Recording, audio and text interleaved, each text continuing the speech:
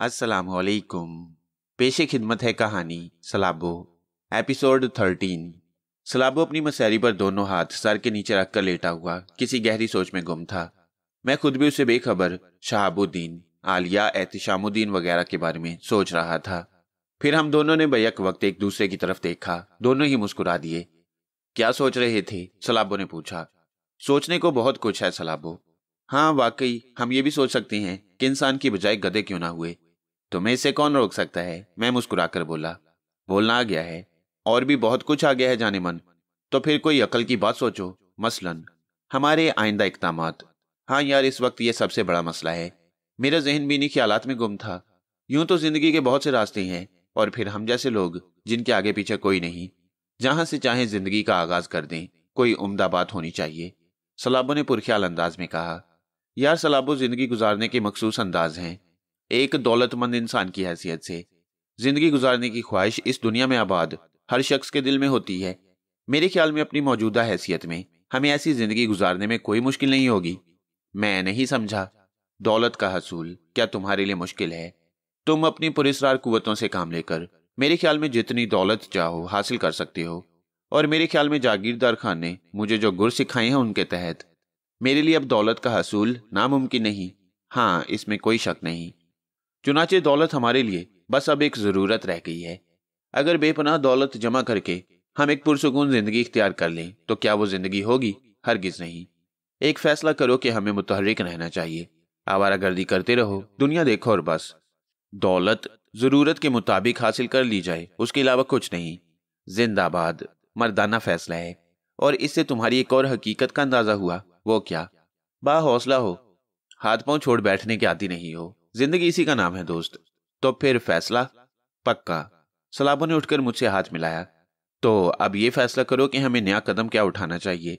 यार कमाल है, सोचने के अंदाज में ये ममासलत कितनी हैरत अंगेज है। मैं खुद भी यही सोच रहा था, मैंने मुस्कुराते हुए कहा। और सलाबो गहरी निगाहों से मुझे देखने लगा। फिर बोला, हम दुनिया के बारे में तो बहुत कुछ सोच रहे हैं सलाबो, लेकिन अपने बारे में एक हकीकत का इंकिशाफ आज तक नहीं कर सके।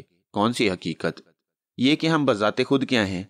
हमारे चेहरों की ममासलत हैरत अंगेज है। बदन की बनावट, आवाज, सोचने का अंदाज, ये सब यकसा है। और सबसे हैरतनाक बात यह कि हम दोनों का नाम सलाबो है। सारी बातें मैंने मान ली कि इत्तेफाक हो सकती हैं, लेकिन हमारा नाम रखने वाला कोई तो होगा।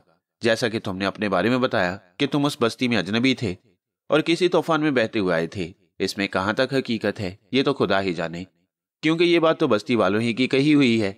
मुझे भी अपना बचपन बिल्कुल याद नहीं। मैं कौन था, कहाँ था, ना जाने मेरे वालिदैन कौन थे भी या नहीं। आंख खुली तो खुद को ऐरे गहरे के घरों में पाया। बाद में प्रोफेसर दुरानी के चुंगल में जा फंसा। तुम्हें सलाबो का नाम किसने दिया? यकीनन बस्ती वालों ने। क्या यह हैरत अंगेज बात नहीं है कि मुझे भी जिसने कोई नाम दिया सलाबो ही दिया? मगर तुम्हें अपना माजी क्यों याद नहीं सलाबो? मैंने कहा। मैं तुम्हें अपने बारे में हकीकत बताता हूँ। बस मैंने भी गैर यकीनी हालात में आंख खोली और उसके बाद मुझे भी यही नाम दिया गया, सलाबो ने मुस्कुराते हुए कहा। हाँ वाकई हैरत की बात है। हमारी ये मुमासलत कहीं कोई गहरा राज ना हो। खुदा जाने, अगर ये राज भी है तो इसकी नकाब कुशाई जाने कब होगी। जो काम नहीं हो रहा उस पर गौर मत करो सलाबो। बस जो गुजर रही है उसे गुजरने दो। कल के बारे में सोचना फजूल है। हाँ ठीक कहते हो। जहनी तौर पर खुद को उलझाना वाकई हमाकत की बात है। हम दोनों खामोश हो गए। थोड़ी देर तक ये खामोशी तारी रही। फिर मैंने कहा, लेकिन हमने ये फैसला नहीं किया कि शहर की इन हंगामों को छोड़कर चलेंगे कहाँ। देखो यार, सबसे पहले जब भी फैसला करेंगे रेलवे स्टेशन चलेंगे। वहां चलकर ट्रेनों के औकात देखेंगे कि कौन सी ट्रेन सबसे पहले मिलती है, और यह भी अंदाजा लगाएंगे कि वो कौन से पुरसुकून मुकाम तक हमें छोड़ सकती है। इसका फैसला बाद में ही करेंगे। ठीक है, अब रहा रकम का मसला। वो कोई मसला नहीं। तुम तमाशा देखना चाहो तो देख सकते हो। क्या मतलब? भाई यहां से चलते हुए भी रकम हासिल की जा सकती है, सलाबो ने जवाब दिया। और मैं मुस्कुराने लगा। मैं उसकी ये पुरस्रार कुव्वतें देख चुका था। बाहर सूरत कभी इन कुव्वतों को जादुई कुव्वतें कहा जाता था, दरवेशों के कारनामों से मंसूब किया जाता। लेकिन अब साइंसी कुव्वतों ने जादुई कुव्वतों का बेड़ा गर्क कर दिया है। तय ये हुआ कि आज रात इसी होटल में गुजारी जाए और कल सुबह के वक्त हम किसी पुरफिजा मुकाम के लिए सफर का आगाज कर दें। और यही तय करके हम होटल से बाहर निकल आए। रात को होटल के डाइनिंग हॉल में पहुंचे और मुख्तलिफ तफरीहात में मशगूल रहे। फिर रात को तकरीबन 12 बजे सोने के लिए आए और गहरी नींद सो गए। कोई मसला ही नहीं था। नवाब शहाबुद्दीन, एहतिशामुद्दीन, रक्षी सब लोग जहन से मैब हो चुके थे। दूसरे दिन हम लोगों ने नाश्ता किया। नाश्ता से फारिग होने के बाद काफी देर तक ऊँगते रहे और फिर अपने प्रोग्राम के मुताबिक अपना मुख्तसर सा सामान लिए हुए होटल से निकल आए। पहाड़ी मुकाम का रुख कर रहे हो सलाबो? जरूरियात जिंदगी की बहुत सी चीजें दरकार होंगी। अरे हाँ, तुमने खूब याद दिलाया। अभी तो हमें कुछ रकम वगैरह भी हासिल करनी है, लेकिन मेरा ख्याल है बहुत ज्यादा की जरूरत नहीं है। आओ जरा चलें, उसने कहा और हम पैदल सफर करने लगे। फिर एक बैंक के सामने रुककर सलाबो वहां आने जाने वालों का जायजा लेने लगा। मेरे चेहरे पर खौफ के आसार फैल गए। क्या डाका मारोगे? नहीं यार, डाके के मुख्तलिफ अंदाज होते हैं। फिर क्या करोगे? मैंने पूछा। भाई देखो, अगर मैं बैंक में दाखिल होकर कैशियर के आगे से नोटों की गड्डियां उठा लूं तो मारा कौन जाएगा? बेचारा कैशियर ख्वामखा मुसीबत में फंसेगा, नौकरी जाएगी उस गरीब की। किसी गरीब आदमी को हलाल करना मुनासिब नहीं है। बिल्कुल ठीक कह रहे हो दोस्त, मैंने कहा। हाँ, मैं मरे हुओं को मारना पसंद नहीं करता। अरे वो देखो, गालिबन हमारा शिकार आ गया, सलाबो ने कहा। एक खूबसूरत सी सुरख कार से एक बदरो शख्स एक खूबसूरत ब्रीफकेस लेकर नीचे उतरा और बैंक की सीढ़ियां तय करने लगा। सलाबो ने मुझे वहीं रुकने का इशारा किया और खुद तेजी से बैंक की जाने बढ़ गया। मैं अजीब सी निगाहों से उसे देख रहा था। चंद लम्हात के बाद वो बैंक में दाखिल हो गया। ज्यादा देर नहीं गुजरी थी कि वह बैंक के दरवाजे से बरामद हुआ और इत्मीनान से मेरे नजदीक आ गया। चलो, क्या हुआ? मैंने मुतहय्यराना निगाहों से उसे देखा। जरूरत की रकम मैंने उसे हासिल कर ली। कैसे? वो अपना ब्रीफकेस खोलकर खड़ा हुआ था। मैंने उसमें से चंद गड्डियां उठा ली और बस खेल खत्म। गोया तुमने? हाँ भाई, अच्छे खासे नोट थे उसके पास। मैंने उसकी गद्दी पर एक मुक्का रसीद किया। वो बेचारा घूम कर रह गया और उस वक्त मैंने उसके ब्रीफकेस से नोट गायब कर लिए। यूं भी तुम उस शख्सियत को देख चुके हो, दौलतमंद आदमी था। हालांकि हकीकत यह है कि ये उस दौलत के काबिल नहीं, लेकिन बस क्या किया जाए। सलाबो ने मुझे जेबों में भरी हुई नोटों की गड्डियां दिखाई। मैंने बुखलाई हुई आंखों से बैंक के दरवाजे की तरफ देखा। मुझे खदशा था कि अभी कोई हंगामा शुरू हो जाएगा, लेकिन कोई हंगामा नहीं हुआ। तब सलाबो ने एक गुजरती हुई टैक्सी को रोका और टैक्सी में बैठकर उसे रेलवे स्टेशन चलने की हदायत की। ड्राइवर ने हमें रेलवे स्टेशन उतार दिया। रेलवे स्टेशन की गहमा गहमी काबिल दीद थी। हर शख्स जिंदगी की जिद्दोजहद में मसरूफ नजर आ रहा था। कुल्ली इधर उधर भागे फिर रहे थे। मुसाफिर अपना सामान संभाले इधर उधर गश्त करते फिर रहे थे। हम रेलवे चार्ट के नजदीक पहुंच गए और उस नक्शे पर नजरें दौड़ाने लगे जिस पर ट्रेनों के औकात और उनके स्टेशनों की तफसील दर्ज थी। और फिर एक जगह हमारी निगाहें रुक गईं। गाजी खेल एक पहाड़ी इलाका था और हमारे लिए निहायत मौजू। अब से 15 मिनट के बाद एक ट्रेन गाजी खेल के लिए रवाना होने वाली थी। हमने गाजी खेल जाने का फैसला कर लिया। आओ, सलाबो ने मुझसे कहा। हम ट्रेन में कोई उम्दा जगह हासिल करने की कोशिश करते हैं। और चंद लम्हात के बाद हम रेलवे बुकिंग ऑफिस पहुंच गए। शानदार एयर कंडीशनड कंपार्टमेंट में हमें जगह मिल गई और हम मुतमईन हो गए। बड़ा पुरलुत्फ और दिलचस्प सफर था। खाते पीते हम लोग सफर करते रहे। सफर दूसरे दिन खत्म हुआ। गाजी खेल का स्टेशन आ गया। लेकिन क्या हसीन मंजर था। स्टेशन भीगा हुआ था, बारिश हो रही थी। सर्दी इतनी थी कि कंपार्टमेंट से उतरते ही दांत बजने लगे। सलाबो मेरी तरफ देखकर मुस्कुरा पड़ा। यहां तो लुत्फ आ गया यार। अगर फौरी तौर पर कोई ऐसा बाजार ना मिला जहां से हम अपने लिए गर्म लिबास की खरीदारी ना कर सके तो मुसीबत ही बन जाएगी। हाँ, सर्दी वाकई बहुत ज्यादा है, मैंने भी कपकपाते हुए लहजे में कहा। रेल ने विसल दी और आगे बढ़ गई। स्टेशन खाली हो गया। सर्द हवाएं बदन में सुराख कर रही थीं। हम लोग आगे बढ़े। हमारा मुख्तसर सा सामान हमारे साथ था। अचानक एक सफेद रेश बूढ़ा हमारी जानिब बढ़ा। उसके सर के बाल, दाढ़ी और भवें सफेद थी, लेकिन उसका चौड़ा बदन काबिल दीद था। मामूली से फटे पुराने कपड़े पहने हुए था। हम लोगों से भी गए गुजरे, लेकिन उसकी कमर में जरा भी खम नजर नहीं आता था। वो अजीब सी निगाहों से हमें देखता हुआ हमारे करीब पहुंच गया। हमारे सामान को देखा और फिर खुश्क होंठों पर जुबान फेर कर बोला, क्या बात है बाबा? सलाबो ने आगे बढ़कर पूछा। कुछ नहीं खान, हम तुम्हारा सामान देखता था। इसके अलावा तुम्हारे पास सामान नहीं है? नहीं, क्यों? सलाबो ने सवाल किया। कुछ नहीं साहब, हम सोचा हमको मजदूरी मिलेगा, उसने कहा। ओह, तुम कुल्ली का काम करते हो? हाँ साहब, ऐसा ही समझ लो। मेहनत मजदूरी करता, पत्थर तोड़ता, सामान उठाता, जैसा मौका मिलता ऐसा काम करता। पर कोई बात नहीं। बूढ़ा वापस पलट गया, लेकिन हमारे दिल उससे मुतासिर हो गए। अगर सफेद बालों से उम्र का अंदाजा लगाया जाता तो उसकी उम्र 70-75 से कम नहीं होगी। इस उम्र में भी वो मजदूरी करता है। चौड़े चकले बदन का मालिक है, लेकिन उम्र भी तो एक हैसियत रखती है। अचानक सलाबो आगे बढ़ा। सुनो बाबा, रुको तो सही। और वो रुक गया। क्या बात है साहब? उसने पूछा। बाबा, हमारा ये सामान नहीं उठाओगे? सलाबो ने कहा और बूढ़ा हंस पड़ा। तो तुम्हें और क्या नजर आता है साहब? ये सारा सामान तो बच्चा भी उठा सकता है। आप मजाक करते हो हमसे?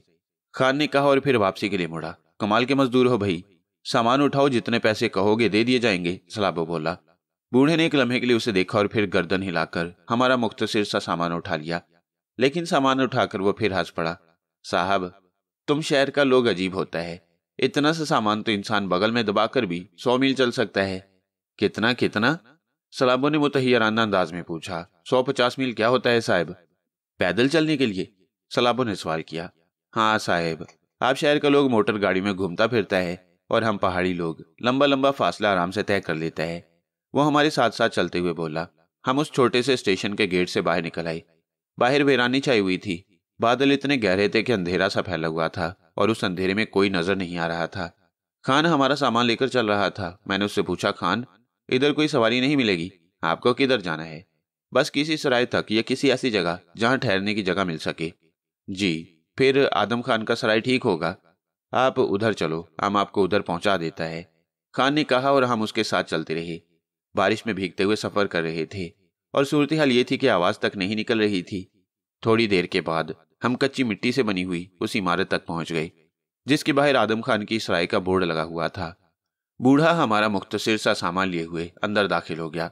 एक छोटा सा कावा खाना था जिसमें मुख्तलिफ लोग जो मुकामी ही थे कंबल ओढ़े कावा पी रहे थे। हम दाखिल हुए तो तमाम निगाहें हमारी तरफ उठ गईं। एक कोने में बैठा हुआ एक और दरमियानी उम्र का आदमी जिसकी मूंछें उसके चेहरे से 2-2 इंच बाहर निकल रही थी अपनी जगह से उठा और हमारे पास पहुंच गया। अरे, दाऊद खाना मेहमान लाया है? उसने सवाल किया। हाँ आदम खान, शहर का लोग है, अभी बारिश में भीग गया है, जल्दी से इनके लिए आग का बंदोबस्त करो, नहीं तो बीमार हो जाएगा। हमारे साथ आने वाले बूढ़े ने कहा, जिसका नाम दूसरे ने दाऊद खान लिया था। ठीक है साहब, हमारे साथ आओ, अभी हम आतिशदान जलाएगा, आप अपना बदन खुश्क कर लो, आदम खान ने कहा। हमारी हालत वाकई गैर हो रही थी। हम उसके साथ उस कच्ची इमारत के कमरे में पहुंच गए और दर हकीकत ऐसा ही महसूस हुआ जैसे सर्द जहन्नुम से जन्नत में आ गए हों। दाऊद खान ने हमारा सामान कमरे के एक कोने में रख दिया। आतिशदान जलाने में आदम खान की मदद करने लगा। हमारे बदन सर्दी से ठिठुरे जा रहे थे। आदम खान ने तेज आग रोशन कर दी और कमरा आहिस्ता आहिस्ता गर्म होने लगा। जब आग खूब रोशन हो गई तो आदम खान हमारी तरफ रुख करके बोला, आप लोग अपने कपड़े सुखा लो साहब, बाहर से हम दरवाजा बंद किए देता है, अभी आप लोग के वास्ते कावा भेज देगा। ठीक है आदम खान, तुम्हारा शुक्रिया, मैंने कहा और आदम खान के साथ दाऊद खान भी पलटने लगा। बाबा, तुम किधर जाते हो? तुम्हारे कपड़े भी तो भीग गए हैं, सलाबो जल्दी से बोला और दाऊद खान रुक गया। उसके होंठों पर पूरी मोहब्बत मुस्कुराहट फैल गई। उसने कहा, हमारा फिक्र मत करो साहब, हम तो इसका आदी है, आप अपना कपड़ा उतार कर सुखा लो। रुको तो सही दाऊद खान, अभी तो तुमसे और भी बहुत सी बातें करनी है, रुक जाओ। आदम खान, तुम हम तीनों के लिए कावा भिजवा दो, ये आग हमारे लिए काफी है। और आदम खान बाहर निकल गया। दाऊद खान रुक गया। हम तीनों आतिशदान के पास आ बैठे। बूढ़े दाऊद खान के चेहरे पर शोलों के साए नजर आ रहे थे। एक अजीब सी मतानत थी उसके चेहरे पर, एक अजीब सा वकार। उसकी आंखों में बड़ी गंभीरता छाई हुई थी। वो आग के सामने खामोश बैठा रहा। हमारी वजह से आप लोग कपड़ा भी नहीं उतार सकता साहब। रहने दो दाऊद खान, अब हम इतने भी कमजोर नहीं हैं कि सर्दी में बर्फ की तरह जम जाएं। आग की वजह से कमरा काफी गर्म हो गया है और हम बिल्कुल ठीक है, मैंने कहा। बूढ़ा दाऊद खान खामोशी से सर झुकाए आतिशदान में सुलगती हुई आग के शोलों को देखता रहा। शोलों का अक्स उसके चेहरे को एक अजीबोगरीब शक्ल दे रहा था। मैं सलाबों की तरफ देखकर मुतासिरकुन अंदाज में गर्दन हिलाने लगा। थोड़ी देर के बाद सराय का मालिक आदम खान कावे की प्यालियां ट्रे में रखे हुए हमारे नजदीक पहुंच गया। इस दौरान हमारे कपड़े काफी हद तक सूख चुके थे। दाऊद खान ने तीसरी प्याली देखी तो एकदम घबराए हुए अंदाज में खड़ा हो गया। नहीं साहब, हम गरीब आदमी आप लोगों के साथ बैठकर कावा पीने के काबिल नहीं। कमाल है दाऊद खान, गरीब होना ऐसी कौन सी बुरी बात है? फिर भी साहब लोग, आप शहर का बाबू है, हम आपके साथ कैसे चाय पी सकता है? बैठो बैठो दाऊद खान, बुरी बात है, मैं इन बातों को नहीं मानता। तुम हमारे साथ कावा पियो, और भी बहुत सी बातें करनी है तुमसे। और हाँ, ये बताओ कि स्टेशन से यहाँ तक पहुँचने की कितनी मजदूरी हुई तुम्हारी? जो दिल चाहे दे दो साहब, आप लोगों ने हमसे मजाक किया। ये छोटा सा सामान लेकर इधर तक आना भला कोई ऐसा बात है कि जिसका हम मजदूरी ले? नहीं दाऊद खान, तुम काबिल एहतराम हो कि इस उम्र में भी मेहनत मजदूरी कर रहे हो, सलाबा ने कहा और दाऊद खान ने गर्दन झुका ली। हमने जबरदस्ती उसे अपने साथ कावा पीने के लिए मजबूर कर दिया। हम तुम्हारे बारे में जानना चाहते हैं दाऊद खान। क्या फायदा साहब, आप लोग इधर सैर करने को आया, कुछ दिन इधर रहेगा, हमारी कहानी से आपको क्या दिलचस्पी हो सकता है? दाऊद खान ने जवाब दिया। नहीं दाऊद खान, तुम्हारी शख्सियत ने हम पर एक अजीब सा असर किया है, हम तुम्हारे बारे में जानना चाहते हैं। ठीक है साहब, आपका मर्जी, आप शहर का लोग दूसरों के मामले से बहुत दिलचस्पी लेता है। अगर आपका यही खुशी है तो हम आपको अपने बारे में बताई देता है। हम अकेला है, 4 छोटा बच्चा और हमारी बीवी हमारे साथ रहता है। कोई जवान बेटा नहीं है आपका? मैंने सवाल किया और इस सवाल पर बूढ़े दाऊद खान के चेहरे पर गम के आसार नजर आने लगे। वो भराई हुई आवाज में बोला, था साहब, पर वो अब इस दुनिया में नहीं है। इंतकाल हो गया उसका? हाँ साहब, उसको दुनिया का नजर खा गया। क्या मतलब? कत्ल कर दिया गया साहब उसको। उधर पहाड़ियों में इंसान नहीं दरिंदे बसते हैं। दूसरों का घर उजाड़ने में उन्हें कोई दुश्वारी नहीं होता। उन्होंने हमारे बेटे सालार खान को खत्म कर दिया। क्यों? बस खानदानी दुश्मनी चलाता साहब। पहाड़ों के उस तरफ वैशी लोग आबाद हैं, वो इंसानियत से वाकिफ नहीं है। गोया तुम्हारे बेटे को पुरानी दुश्मनी की बिना पर कत्ल कर दिया गया। हाँ साहब। और तुम दाऊद खान, मेरा मतलब है दुश्मनी तो तुमसे भी होगी। हमसे भी था साहब, खानदानी दुश्मनी चला रहा था, मगर हमारा बेटा उनके हाथ लग गया। सालार खान हमारा इकलौता बेटा था। वो 4 बच्चों का बाप था, बस हालात का शिकार हो गया, फिर उसको हलाक कर दिया गया। बहुत अफसोस हुआ दाऊद खान। तो अब तुम अपने बेटे के बीवी बच्चों की कफालत कर रही हो? हाँ साहब, खुदा सबको रिज्क देता है, बस इंसान को उसका जरिया बना देता है। सो हम उन बच्चों के वास्ते मेहनत करता, और कौन है इधर जो हमारा साथ दे? दाऊद खान ने जल्दी से काबे की प्याली उठाकर उसके 2-3 घोंट लिए। शायद वो अपने तासुरात को छुपाने की कोशिश कर रहा था। हम दोनों से बहुत मुतासिर हो गए। तुम्हारे और रिश्तेदार तो होंगे दाऊद खान? रिश्तेदार सबका होता है साहब, लेकिन अपना काम इंसान को खुद ही करना पड़ता है। ठीक, हमें तुमसे मिलकर खुशी भी हुई है और अफसोस भी दाऊद खान। खुशी इसलिए कि इस दौर में तुम जैसा जवां मर्द मौजूद है, जो इस उम्र में होने के बावजूद दुनिया से लड़ रहा है। दुख इसलिए हुआ कि तुम्हारा बेटा तुमसे जुदा हो गया। साहब, जो खुदा की मर्जी होता है वो तो होता ही है। बस अपने दिल में एक आरजू था। अब अगर अकेला होता तो खुदा का कसम पहाड़ों के उस तरफ जाकर अपने बेटे के कातलों से इंतकाम लेता। यह हमारा दिली आरजू था, मगर हमारे हालात इसका इजाजत नहीं देते। सालार खान का बच्चा लोग अभी बहुत छोटा है, उनको जवान करेगा। फिर जब वो जवान हो जाएगा तो हम इन्हें इस बात के लिए तैयार करेगा कि वो अपने बाप के कातिलों से इंतकाम लें। आप रहते कहाँ हैं दाऊद खान? साहब, इस सराय के पीछे एक सीधा सड़क जाता है। सड़क जिधर खत्म होता है उधर कोने वाला झोंपड़ा दाऊद खान ही का है। अभी हमको माफी दो साहब, हम आपको अपने घर बुला नहीं सकता, हमारा हालात इसका इजाजत नहीं देता। किसी मेहमान को एक दिन के वास्ते बुलाना अपने बस का बात नहीं है, पर अपना दिल चाहता कि आप लोग उधर आता। तो इससे क्या फर्क पड़ता है दाऊद खान? क्या तुम हमें एक प्याली चाय भी नहीं पिला सकते? दाऊद खान अपना कलेजा खिला सकता है अपने मेहमान को। इधर मेहमान हमारे लिए बहुत बड़ी इज्जत रखता, पर चाय का प्याली नहीं साहब नहीं। दाऊद खान का मजाक मत उड़ाओ, दाऊद खान ने कहा, और हम गर्दन हिलाकर खामोश हो गए। दाऊद खान के कपड़े भी खुश्क हो गए थे। बाहर बारिश बदस्तूर जारी थी। वो उठ गया। अब दाऊद खान को इजाजत दो साहब, अभी बारिश हो रही है। दाऊद खान, तुम कहाँ जाओगे और कैसे जाओगे? साहब, बारिश तो इधर रोज का मामूल है। अभी सुबह को आसमान साफ होता है और दोपहर को ऐसा बारिश होता है जैसे पता चले कि अब कभी बंद नहीं होगा। हम लोग इसका आदी है साहब, सलाम। वो वापसी के लिए मुड़ा। अरे अरे दाऊद खान, रुको तो सही, ये अपने पैसे तो लेते जाओ। सलाबो ने जेब में हाथ डालकर गड्डी से एक नोट खींच लिया और दाऊद खान की तरफ बढ़ा दिया। दाऊद खान ने नोट को देखा और उसके होंठों पर एक तंजिया मुस्कुराहट फैल गई। अभी इधर हम आपसे इसका छोटा मांगता है साहब। नहीं दाऊद खान, रख लो। भीख देता है साहब।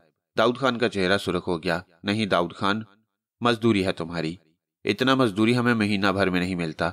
हमारा मजदूरी अगर बनता है तो सिर्फ 1 रुपया बनता है। आपके पास छोटा है तो दे दो, नहीं तो मत दो। कोई बात नहीं। दाऊद खान, ये रख लो। देखो साहब, हम पठान है, पठान लोग सब बात बर्दाश्त करेगा मगर गाली नहीं बर्दाश्त कर सकता। भीख हमारे लिए गाली है। अभी दाऊद खान का हड्डी देख रहे हो? खुदा का कसम, हमसे पंजा लड़ाओ, तुमको मजा आ जाएगा। जब हम तुम्हारा हाथ तोड़ सकता है तो फिर तुमसे भीख क्यों मांगे? हम चलता है, हम जानते हैं तुम्हारे पास 1 रुपया नहीं होगा, तुम बड़ा आदमी हो। मैं और सलाबो जुजबुज होकर रह गए। वाकई हमारे पास 1 रुपया नहीं था, लेकिन 1 रुपया इस बेचारे खान को देना वैसे भी हमाकत की बात थी। मुमकिन है इसके लिए वो कोई अहमियत रखता हो, लेकिन इस दौर में 1 रुपये की क्या अहमियत है? इस गयूर शख्स को कुछ देना हमारे बस की बात नहीं थी। चुनाचे खामोशी इख्तियार करना पड़ी और दाऊद खान चला गया। मैं और सलाबो काफी देर तक एक दूसरे की शक्ल देखते रहे। सर्दी का एहसास तो खत्म हो गया था, लेकिन दाऊद खान की बातों को सुनकर बदन में थरथरी दौड़ रही थी। ये बूढ़ा शख्स किस तरह दुनिया से लड़ रहा है। कुछ न कुछ होना चाहिए यार, सलाबो ने कहा। हाँ, मगर क्या हो? वो बेहद खुददार है, हम कैसे उसे कुछ लेने पर मजबूर करेंगे? क्या कहा जा सकता है, किसी की खुददारी को खत्म करना भी तो कोई अच्छी बात नहीं, मगर उसकी कसम पुरसी क्या कर सकते हो सलाबो? दुनिया में ना जाने कितने अफराद इसी तरह होते हैं। वो तो ठीक है यार, मगर जो हमारी निगाहों में है उन्हें तो नजरअंदाज नहीं किया जा सकता। तो फिर कुछ सोचो। मैं तो कुछ और ही सोच रहा हूँ, क्यों ना हम उसे गाइड के तौर पर अपने साथ रखें। पहाड़ों के उस तरफ के मनाजिर भी देख लिए जाएं। क्या है उस तरफ? जैसा कि दाऊद खान ने बताया कि उस तरफ खतरनाक लोग आबाद हैं, तो क्या हम कम खतरनाक हैं? सलाबो ने मुस्कुराते हुए कहा, क्या मतलब? मतलब ये कि हम उन खतरनाक लोगों के दरमियान अपनी जगह बनाएंगे। यार क्या दिलचस्पियां नहीं रहेंगी? जरा सोचो तो, माहौल बिल्कुल ही बदल जाएगा। हाँ, और हमारी खोपड़ियों में सुराख भी हो सकती हैं। सुराखों की परवाह की तो जिंदगी गुजार ली, ये सुराख तो हर जगह हमारे लिए मौजूद हैं। तुम फजूल बातों से गुरेज करो, जब तफरी करने आए हो तो दिल खोलकर तफरी करो। सलाबो ने कहा और मैं गर्दन हिलाने लगा। तुम्हारा तो कुछ नहीं है सलाबो। अगर खतरनाक दुश्मन सामने आ गई तो निगाहों से ओझल हो जाओगे। शामत आ जाएगी मुझ गरीब की। नहीं यार, अब सलाबो इतना घटिया दोस्त भी नहीं है। तो फिर तुम तन्हा इस बात की फिक्र क्यों करते हो? गोया तुम मुझे मरवाने पर तुल गए हो। नहीं, हम सैर करेंगे दिल खोलकर अपनी पसंद के मुताबिक। देखें तो सही कि आखिर इन पहाड़ों की उस तरफ है क्या। चलो ठीक है, तुम्हारी मर्जी, जैसा तुम कहो। मैं तो अब तुम्हारी दुम की हैसियत रखता हूँ। दुम की नहीं, दम की। सलाबो ने कहा और हम दोनों खामोश हो गए। सराय के मालिक आदम खान ने हमें खाना पेश किया। उम्दा किस्म का गोश्त फ्राई किया हुआ था, मोटी खमीरी रोटियां। वो लुत्फ आया कि बयान से बाहर है। खास तौर से इस सर्दी में ये खाना प्याज की सालम गांठों के साथ बहुत ही लजीज साबित हुआ। खाने से फारिग होकर हम लोग आराम करने लेट गए। फिर शाम हो गई। शाम को हम कमरे से बाहर निकले। बारिश रुक चुकी थी, लेकिन सर्द हवाओं के झक्कड़ चल रहे थे। आदम खान हस्बे दस्तूर मिट्टी के उस चबूतरे पर बैठा हुआ था जो काउंटर की हैसियत रखता था और जिस पर रोटियां पकाने का तनूर भी लगा हुआ था। हमें देखकर मुस्कुराया। अभी तक उसने हमसे पैसों वगैरह की बात नहीं की थी। किधर साहब लोग? किधर निकलता, बाहर तो बहुत सर्दी है। आप लोग बर्दाश्त नहीं कर सकता। हाँ आदम खान, ये बात दुरुस्त है। तुम ये बताओ कि यहाँ हमें कहीं लिबास वगैरह नहीं मिल सकते? क्यों नहीं मिल सकता साहब? अभी बाजार है उधर, लेकिन बारिश की वजह से बंद पड़ा होगा। इधर ज्यादा बिक्री मिक्री नहीं होता। ठीक है। अच्छा ये तो बताओ, दाऊद खान का घर किस तरफ है? मैंने पूछा। दाऊद खान? हाँ, वही जो हमें साथ लाए थे। ओ हाँ हाँ, मैं समझ गया। ये सड़क जो पीछे से जाता साहब, वो दाऊद खान के मकान पर ही खत्म होता। उसके बाद रास्ता बंद है। दाऊद खान का मकान बिल्कुल कोने का मकान है। आप उधर जाओगे साहब? हाँ। आप बोलो तो हम लड़के को भेज दें उधर? नहीं, हम चले जाएंगे। तुम ये पैसे रखो आदम खान। तुम्हारे जितने पैसे हों हमें बेतकल्लुफी से बता देना। शाम का खाना भी हम यहीं खाएंगे और अभी कुछ दिन तक हम यहीं रहेंगे। ठीक है साहब। ये 100 रुपया तो बहुत काफी है। आप बोलो तो हम आपको बाकी पैसा दे दें?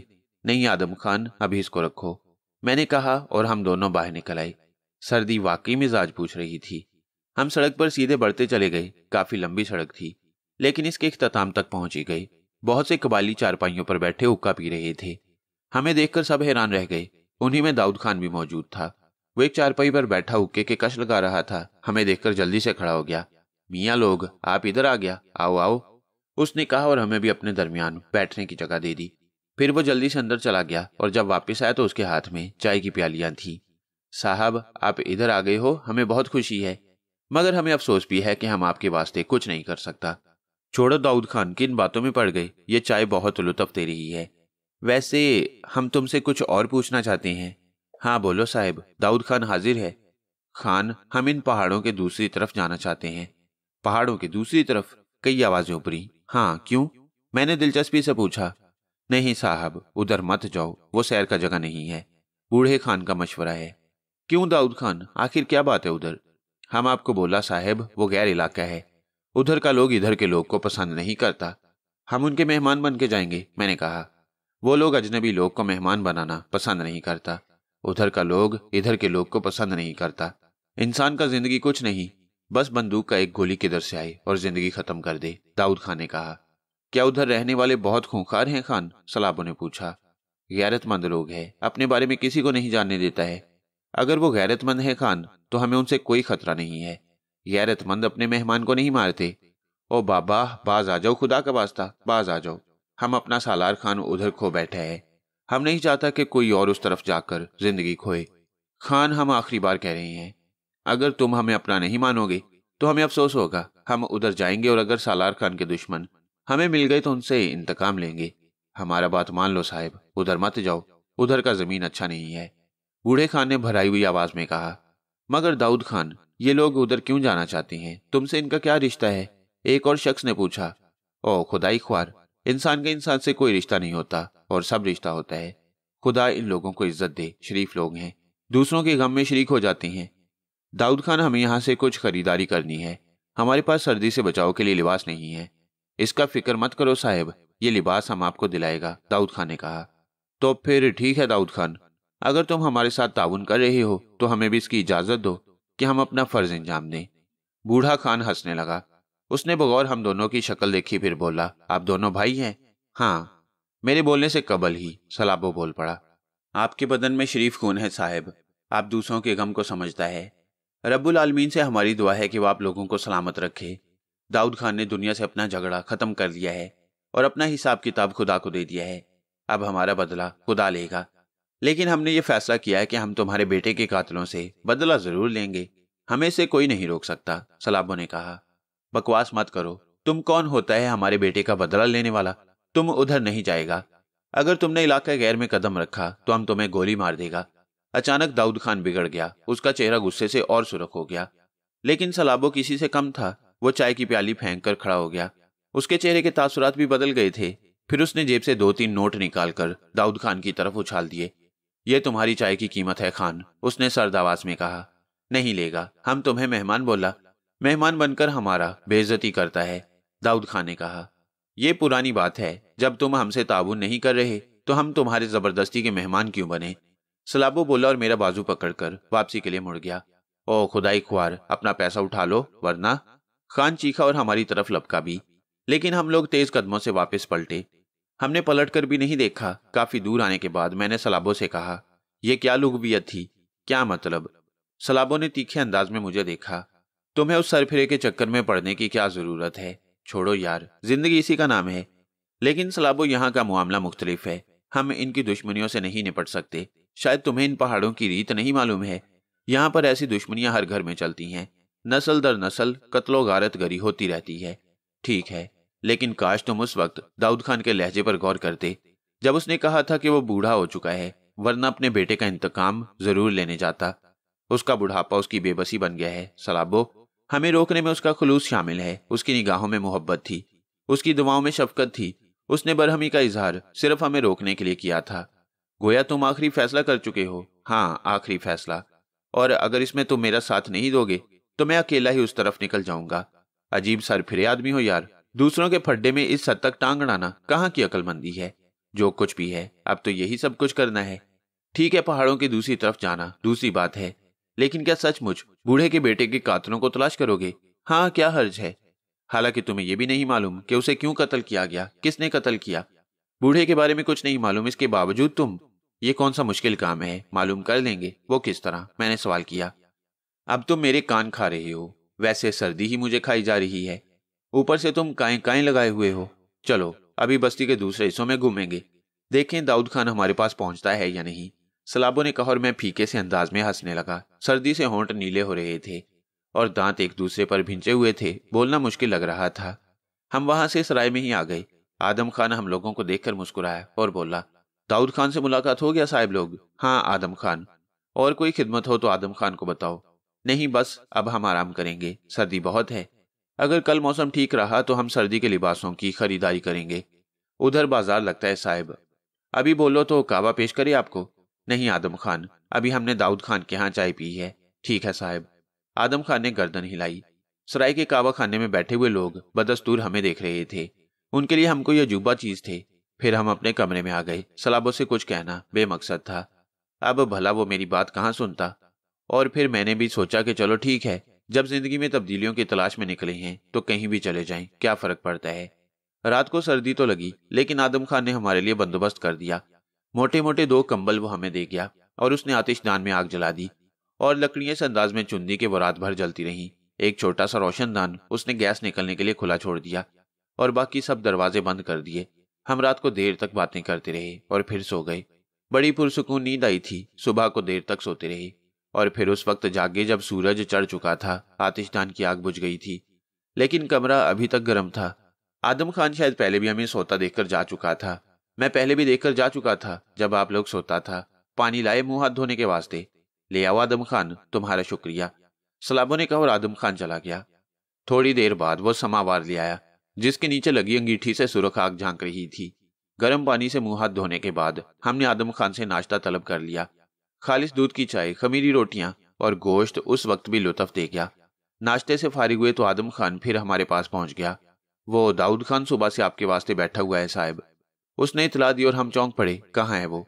सुबह 6 बजे से बैठा हुआ है साहब। मैं उसको बोला कि साहब लोग सोता है, बस वो इंतजार करता है साहब। ओ बुलाओ उसे, मैंने कहा और आदम खान बाहर निकल गया। थोड़ी देर के बाद दाऊद खान हमारे पास पहुंच गया। उसका चेहरा लटका हुआ था और आंखों में नमी नजर आ रही थी। फिर उसने वो दोनों नोट निकालकर हमारे सामने रख दिए। इन्हें रख लो साहब। बूढ़े दाऊद खान को यह एहसास मत दिलाओ कि अब वो बूढ़ा हो गया है और इस काबिल हो गया कि लोग उसे रहम खाकर भीख दें। दाऊद खान, तुम किस किस्म के आदमी हो? ना अपनी मोहब्बत किसी को देते हो, ना किसी का प्यार कबूल करते हो। ये भीख नहीं है, बल्कि एक बुजुर्ग के लिए यह हकीर सी शय एक नजराने की हैसियत रखती है। तुमने हमारा दिल तोड़ा है। हम अभी थोड़ी देर के बाद तुम्हारी बस्ती छोड़ देंगे। क्या फायदा ऐसी जगह रहने से जहां मोहब्बत की कोई कीमत ना हो। आप हमें जलील किए बगैर बाज नहीं आओगे साहब। नहीं दाऊद खान, जलील तो तुम हमें कर रहे हो। इस काबिल नहीं समझते तुम हमें, अपना बेटा समझो। ये बात नहीं है साहब। फिर क्या बात है? बस तुमको क्या बोले, ये नामुराद पैसा बड़ा गंदा चीज है। हमारे पास ये गंदगी बहुत ज्यादा है। अगर तुम महज इंसान हो और इंसानियत रखते हो, किसी को अपनी मोहब्बत अपना प्यार दे सकते हो, तो ये गंदगी बांट लो। सलाबों ने दोनों नोट दाऊद खान से ले लिए। ओ साहब, तुम कैसा लोग है? कुछ नहीं दाऊद खान, बस हम तुम्हारे ये बस्ती छोड़ रहे हैं। ऐसा नहीं साहब, आप जो बोलेगा हम करेगा। वादा दाऊद खान? अरे खुदाई ख्वार, खुदा तुम्हारा भला करे। ठीक है बाबा, वादा। तो फिर इस गंदगी में हिस्सा बटाओ। सलाबों ने जेब से नोटों की कई गड्डियां निकालकर सामने रख ली और दाऊद खान की सांस चढ़ने लगी। इतना रकम किधर से लाया बाबा? या तो तुम लोग बहुत अमीर है या फिर डाकू है डाकू। हम डाकू हैं दाऊद खान, और ये नाजायज रकम हमने डाके में हासिल की है।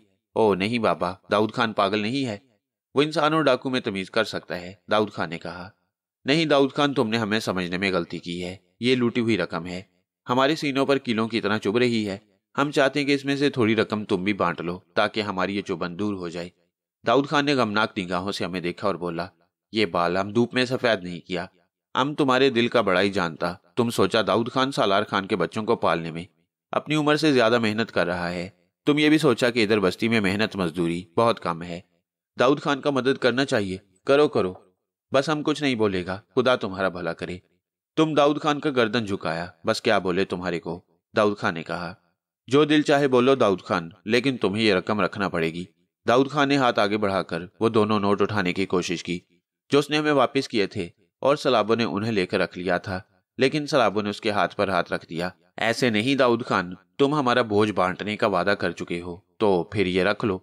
सलाबों ने एक मोटी गड्डी दाऊद खान की तरफ बढ़ा दी। 10,000 रुपए थे। कहाँ 200 और कहाँ 10,000। दाऊद खान लरस कर रह गया। हम इसके काबिल नहीं है साहब, ये तो बहुत रकम है। दूसरी बार गड़बड़ की तो और लेने पड़ेंगे, सलाबों ने कहा और दाऊद खान झुंझला गया। ये तुम क्यों देता है हमको?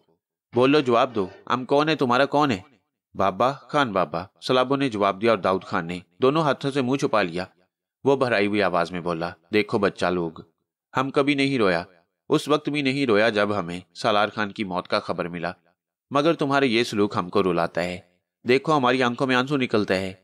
हम तुम्हें दिखाएगा नहीं पठान का आंसू, अगर किसी ने देख लिया तो फिर उसको जीने का हक नहीं होता। हमें मत रुलाओ। तुम हमारे साथ क्यों इतना हमदर्दी करता है? अभी खुदा का कसम, हम बहुत मजबूत है, कमा सकता है, अपना बच्चा लोग को जवान कर सकता है। अभी हम नहीं मरेगा, हमको जिंदगी से कोई दिलचस्पी नहीं, मगर बच्चा लोग के वास्ते हम जिएगा। अभी हम नहीं मरेगा। तुम ये इतना रकम हमको दोगे तो हम आराम से बैठकर खाएगा, और जब हम आराम से बैठेगा तो हमारे दिल में सालार खान का गम ताजा हो जाएगा। फिर हम ज्यादा नहीं जी सकता। हमारे को क्यों कत्ल करता है? बाबा, अभी इतना बोझ मत ला दो हम पर, हमको मेहनत करके रोजी कमाने दो। खान जिसके 2 बेटे होते हैं वो सड़कों पर मेहनत मजदूरी नहीं कर सकता, और तुम हमसे वादा कर चुके हो। पठान का वादा झूठा नहीं हो सकता। ठीक है, मार दो बूढ़े खान को, कत्ल कर दो। दाऊद खान की हिचकियां बन गईं। मैं और सलाबोस के दोनों सिमटा बैठे। उसने अपने दोनों बाजू फैलाए और हमें अपनी आगोश में ले लिया। खुदा, ओ खुदाया, कौन सा दुआ दे तुम लोग को, कौन सा दुआ दे? तुमने हमारे दिल को छेड़ कर रख दिया। जो दिल चाहे दुआ दे दो खान बाबा, बस हमने तुम्हें अपना बड़ा मान लिया है। हमसे हमारा ये मान मत छीनो। जी नहीं छीनता बाबा, नहीं छीनता। ये रकम दो, हम इससे अपना बच्चा लोग का कपड़ा बनाएगा, अपना झोंपड़ा ठीक कराएगा जिससे पानी टपकता है, सब ठीक हो जाएगा। हम बैठ के खाएगा, थोड़ा जमीन खरीद लेगा, उधर खेती बाड़ी करेगा और बस ऐसे ही जिंदगी गुजारेगा। मगर ये सोच लो कि हम मरते दम तक तुम्हारा एहसानमंद रहेगा। नहीं खान बाबा, अपने बच्चों का एहसान नहीं माना जाता, मैंने कहा और दाऊद खान रोता रहा। हमने बड़ी मोहब्बत से उसके आंसू खुश्क किए। फिर हमने कहा, दाऊद खान, रात भर हमें सर्दी लगती रही, वैसे भी हमारे ये मामूली से लिबास ज्यादा सर्दी बर्दाश्त करने के काबिल नहीं, हम बीमार हो जाएंगे। चुनाचे सबसे पहले तो हमें यहाँ खरीदारी करनी है। फिक्र मत करो, अभी बादल साफ है, बाजार लगेगा, तुम इधर का बाजार देखोगे तो तुम्हारा तबीयत खुश हो जाएगा। इधर सब चीज मिलता है, अलग अलग मंडी है, गल्ला मंडी अलग है, दूसरा सामान अलग मिलता है। मवेशियों की मंडी उस तरफ है, बस थोड़ी देर इंतजार करो और सुनो, आज दोपहर को खाना हमारे साथ खाओगे। ठीक है खान बाबा, जरूर खाएंगे। वैसे आप मंडी की फिक्र न करें, हम खुद उसे तलाश कर लेंगे। आप आराम से घर जाएं, दोपहर को हम आपके घर पहुंच जाएंगे। वादा? दाऊद खान ने पूछा। पक्का वादा खान बाबा। भला अपने बुजुर्गों से कोई झूठ बोलता है? सलाबो ने मुस्कुराते हुए कहा। खुदा खुश रखे बाबा तुम लोगों को। दाऊद खान ने नोटों की गड्डी अपने लिबास के अंदरूनी हिस्से में रख ली और फिर लरसते हुए कदमों से बाहर निकल गया। ये रकम शायद उसकी जिंदगी भर के लिए काफी थी। इस छोटी सी बस्ती में रहने वालों ने बैक वक्त इतनी रकम कहाँ देखी होगी। हाँ, दौलतमंदों की बात अलग है, यहाँ भी अमीरों गरीब का चक्कर फैला हुआ है। उसके जाने के बाद हम बड़े पुरसुकून अंदाज में मुस्कुराने लगे। यार, मैं इस शख्स से बड़ा मुतासिर हो गया था, बड़ी अच्छी शख्सियत का मालिक है। वैसे यहाँ आए हैं तो जरा तफरीहात में तब्दीली भी होनी चाहिए। अब क्या प्रोग्राम है? चलें बाजार? मेरा ख्याल है बाजार खुल गए होंगे। हाँ ठीक है, तैयारियां करो। हम लोगों से रास्ता पूछते पूछते बाजारों की तरफ निकल जाएंगे। ठीक है। मैं और सलाबो तैयार होकर सराय से बाहर निकल आए। बस्ती बहुत खूबसूरत थी। बारिश में हम इसको सही तौर से नहीं देख पाए, लेकिन अब हमें इसके इतराफ में फैले हुए हसीन मनाजिर बहुत मुतासिर कर रहे थे। यहाँ के रहने वाले तंदुरुस्त और तवाना थे और सुर्ख और सफेद चेहरों और तनोमंद जिस्मों के साथ बड़ी वजीह शख्सियत के मालिक नजर आ रहे थे। हम रास्ते मालूम करते हुए बिलाखिर उस बड़े बाजार में निकल आए जहाँ सब कुछ मौजूद था। ताज़ा और खूबसूरत फल, खुश्क मेवे, चमड़े के खास किस्म के थैले हासिल किए। खुश्क मेवों की खरीदारी की गई और फिर जदीद किस्म के पिस्तौलें और राइफलें, बेशुमार कारतूस जो जरूरत के लिए हासिल किए गए थे। मैंने दांत पीसते हुए सलाबों को देखा और कहा, अब ये गधों का सा बोझ कौन लादे फिरेगा? गधे? सलाबों ने मुस्कुराते हुए कहा और सामान का एक थैला मेरी पुश्त पर कस दिया और दूसरा अपने कंधे पर। मैं फीके से अंदाज में हंसने लगा। हम वहां से आगे बढ़ गए। थैलों में वाकई काफी वजन था और उसे लादे लादे फिरना बड़ा अजीब सा महसूस हो रहा था। लेकिन हम मवेशियों की मंडी की तरफ जा निकले। मंडी देखकर आंखें खुल गईं। इंतहाई शानदार कद्दावर घोड़े, मजबूत खच्चर और दूसरे जानवर मौजूद थे। हमने ऊंचे स्याह रंग के 2 घोड़े खरीदे, एक ही रंग, एक कदो कामत के। ये बुलंदो बाला घोड़े खरीदकर हमने उनकी ज़ैनें वगैरह हासिल की, जो मुकामी ही तौर पर बनाई गई थी और नफीस चमड़े की बनी हुई थी। दुकानदार दौड़ दौड़ कर हमारी जानिब आ रहे थे और अपनी अपनी मसनूआत हमें पेश कर रहे थे। लेकिन हमने घोड़े खरीद लिए। काफी कुछ खरीदारी करने के बाद हम वापस सराय आ गए। आदम खान की आंखें घोड़े देखकर खुल गईं। वो खुद भी घोड़ों का शौकीन मालूम होता था। काफी देर तक उनके अतराफ में घूम घूम कर देखता रहा और फिर तारीफी अंदाज में बोला, साहब आप लोग बहुत बड़े आदमी मालूम होते हैं। हम सोच भी नहीं सकता था कि आप इतना कीमती घोड़ा खरीदेगा। अब ये घोड़े तुम्हारे मेहमान हैं आदम खान, इनके लिए जरूरियात का बंदोबस्त कर दो। दोपहर का खाना हम दाऊद खान के घर खाएंगे। दाऊद खान के घर हम पैदल ही गए। उसे हम अपने सफर से आगाह नहीं करना चाहते थे। वैसे हमारे दरमियान ये बात तय हो चुकी थी कि हम पहाड़ों की दूसरी तरफ जाएंगे और दाऊद खान के बेटे के कातलों को तलाश करेंगे। दाऊद खान हमारा मुंतजिर था। 4 छोटे छोटे खूबसूरत बच्चे हमारे सामने आए। 2 लड़के थे, 2 लड़कियां। इसके अलावा दाऊद खान की बीवी भी हमारे सामने आई। पहाड़ी हुस्न का शाहकार, जवानी की उम्र में ना जाने क्या होगी, उस वक्त भी बहुत खूबसूरत और वजीह नजर आ रही थी। हमारे सरों पर हाथ फेरा। उसने हमारी पेशानी को बोसा दिया और कहने लगी, हम पहाड़ी लोग किसी के सामने नहीं आते, पर्दा करते हैं। लेकिन दाऊद खान ने कहा कि तुम हमारे बेटों की मानिंद हो। दाऊद खान ने यह भी कहा कि तुम पहाड़ों के उस तरफ जाना चाहते हो। मैं भी तुम्हें इससे मना करूंगी, मेरी बात मान लेना। उधर मौत से खेलना अच्छी बात नहीं। हम सब्र कर चुके हैं और अपना मसला खुदा के सपुर्द कर दिया है। तुम हमारे लिए उस तरफ ना जाओ। माँ, अगर तुम्हारी दुआएं हमारे साथ नहीं तो हमारा बाल भी बीका ना होगा। हम तुमसे झूठ नहीं बोलेंगे, हम उधर जरूर जाएंगे, मैंने कहा और औरत गहरी सांस लेकर खामोश हो गई। दाऊद खान ने बेहतरीन खाना हमारे सामने पेश किया। वो इस सिलसिले में कुछ नहीं बोला। खाना वगैरह खाने के बाद बच्चों को प्यार करके और दाऊद खान की बीवी को सलाम करके हम वापस सराय आ गए। अब हम यहाँ ज्यादा देर रुकना नहीं चाहते थे। चुनाचे सराय आकर हमने आदम खान का शुक्रिया अदा किया, उसे मजीद कुछ पैसे दिए और फिर घोड़ों पर सवार होकर चल पड़े। हम उन्हीं पहाड़ों की सिमत जा रहे थे जिधर के लिए दाऊद खान ने हमें शिद्दत से मना किया था। नाहमवार पत्थरों पर घोड़े ज्यादा तेज नहीं चल सकते थे। हमें भी किसी मखसूस जगह पहुंचने की जल्दी नहीं थी, इसलिए हम इत्मीनान से सफर कर रहे थे। पत्थरों से ढका हुआ यह मैदान ज्यादा तवील नहीं था।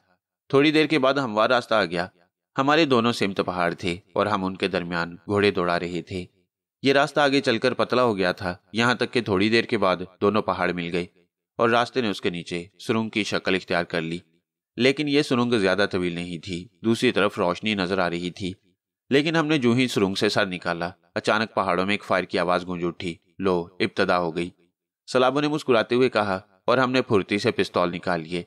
हमने घोड़े चट्टानों की आड़ में कर लिए और तेज निगाहों से चारों तरफ देख रहे थे। फिर सामने की पहाड़ी से हमने एक सफेद रंग के घोड़े को नीचे उतरते देखा। उसकी पुश्त पर कोई कद्दे आवर आदमी सवार था। लेकिन जब वो सामने आया तो हम चौंक पड़े और हैरानी से एक दूसरे की शक्ल देखने लगे। ये दाऊद खान था। उसके सुर्ख और सफेद चेहरे पर अजीब से तासुरात थे। चंद साथ के बाद वो हमारे सामने आ खड़ा हुआ। उसके हाथों में राइफल दबी हुई थी। नहीं मानी ना तुमने मेरी बात, उसने सर्द लहजे में कहा। दाऊद खान तुम? हाँ, मैंने तुमसे कहा था कि पहाड़ों के उस तरफ मौत है, तुम उधर नहीं जाओगे, लेकिन तुमने मेरी बात नहीं मानी। हमने तुमसे झूठ नहीं बोला था दाऊद खान। हमने कहा था कि हम उस तरफ जरूर जाएंगे, लेकिन वहां तुम्हारी जिंदगी की कोई जमानत नहीं।